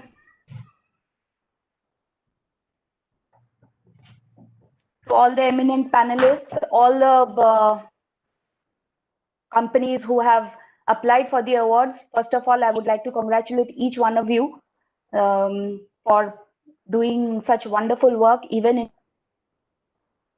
for showcasing your solutions or the things that you have done to our eminent panel of jurists. This was the 14th year of the Environment Excellence Awards, and we have been happy to have the support of Haldia Energy and our knowledge partner Consultivo, who have been with us throughout the entire process and have painstakingly helped the jury members. Thank you, Mr. Shoikat Basu and your team. I would like to begin the award presentation now. As you are aware that the 14th Environment Excellence Awards have recognized the contributions of the organizations for the year 2019 and 20. It is one of the most coveted awards in the country now, and it's really a honor to win such an award. Hence, we have had companies from across the country who have applied, and many of them have done very well. I would like to begin by, first of all, thanking our jury members, Mr. Alok Mukherjee, Chairman of the Jury Board, Professor Siddhartha Dotto, Professor Ornabo Mojumdar, Professor K. M. Agarwal, Professor Ghangrekar, and Mr. Shoikat Basu. Without your efforts and without the amount of time that you have spent and the amount of guidance that you have provided us, it would not have been possible for us to actually go through the process. You have really spent a lot of time, and thank you very much for guiding us, all of you. We would begin with the special jury appreciation certificates. The first one goes to CESC Limited, Southern Generating Station, followed by Berger Paints India Limited, Jammu Unit, followed by Assam Carbon Limited, Patincheru Unit, Afcon's Infrastructure, Ahmedabad Underground Metro Rail Project, Afcon's Infrastructure MG Setu Project Patna, and Shapoorji Pallonji and Company Private Limited ITPO project. Congratulations to all the organizations who have won a special jury appreciation. We now move on to the next section, which is the power and utilities sector, and the runners up, we have a joint runner up, Hindalco Industries Limited, Hirakud Power, and GMR Kamalanga Energy Limited. They have come up as the runners up. I would like to congratulate Mr. Ramesh Rai of Hindalco Industries and Mr. Shushanto Sahu of GMR Kamalanga. Congratulations, and we would like to see you as the winners next year. The winner in the power and utility sector is Mython Power Limited. Mr. Ramesh Jha and his team, along with Mr. Subhas Chandra and Mr. P.K. Bandhu, congratulations, heartiest congratulations from the entire jury board and from ICC for winning the award for the power and utility sector. Moving on, we have for the zinc metal sector, the runner-up is Hindalco Industries Limited flat roll product. Mr. Ramesh Gupta, Mr. Sumit Mukherjee, and Dr. Sushant Puddar, I would like to congratulate all of you along with your team for coming up as the runner-up. And the winner in the zinc and metal sector is Hindustan Zinc Limited, the zinc smelter Debari unit. Congratulations to Mr. Digambar Patil and your team for winning the award for this sector. In the manufacturing and engineering sector, in the small enterprise sector, the runner-up is Assam Carbon Products Limited, Guwahati. Mr. Jyotirmoy Goswami and your team, heartiest congratulations from our end for winning the prize. And the winner in this sector is BP Coatings Private Limited. Mr. RVD Semwal and Mr. Vinay Nair. Heartiest congratulations to you. Kindly applaud since it is being done virtually. So you have to applaud yourselves, but hopefully next year we can do it physically and we'll really applaud in the true sense. Moving on, the manufacturing and engineering medium enterprise sector, the runner-up is Mr. Chandranath Acharya, India Carbon Limited, Bojboj plant. And I would like to congratulate Mr. Chandranath Acharya and his team for winning the runner-up prize. And the winner in this category is from UAL Bengal, Ms. Dr. KNP Sinha and his team. Heartiest congratulations to you and from ICC as well as from the jury board for winning this award.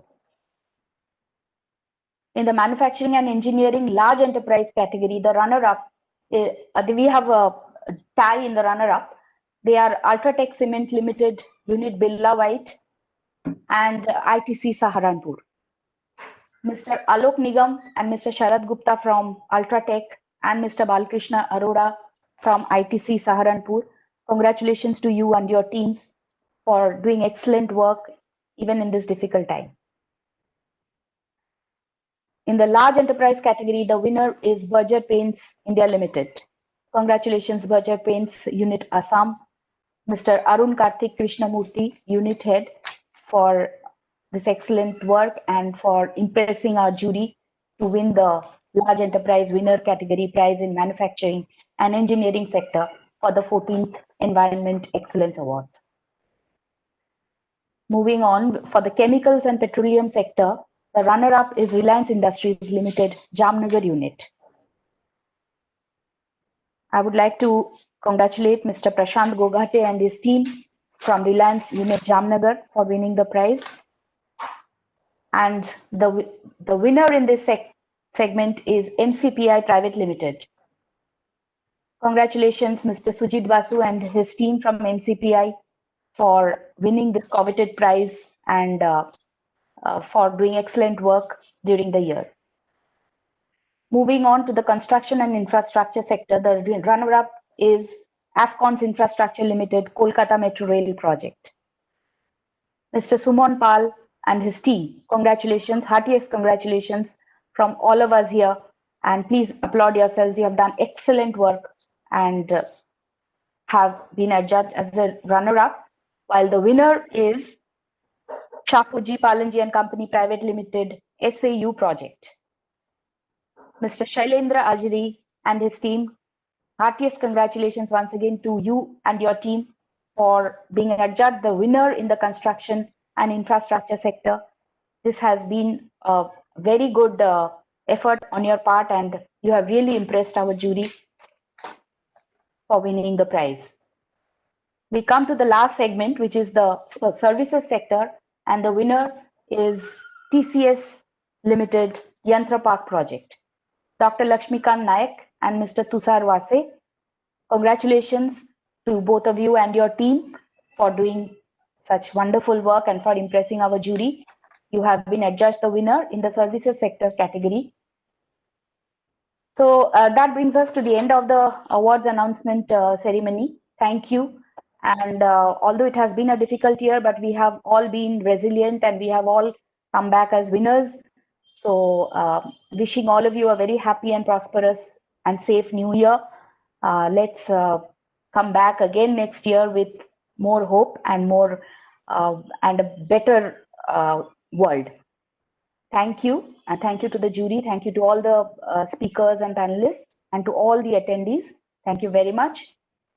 And we do hope to have you back again next year. So thank you and have a nice day. Thank you very much, Shoma. Thank you. All the ICC team. Thank you very much. Thank you, sir. Thank you. Thank you so much. Thank you. Thank you, Suradeep and Soma and your entire team.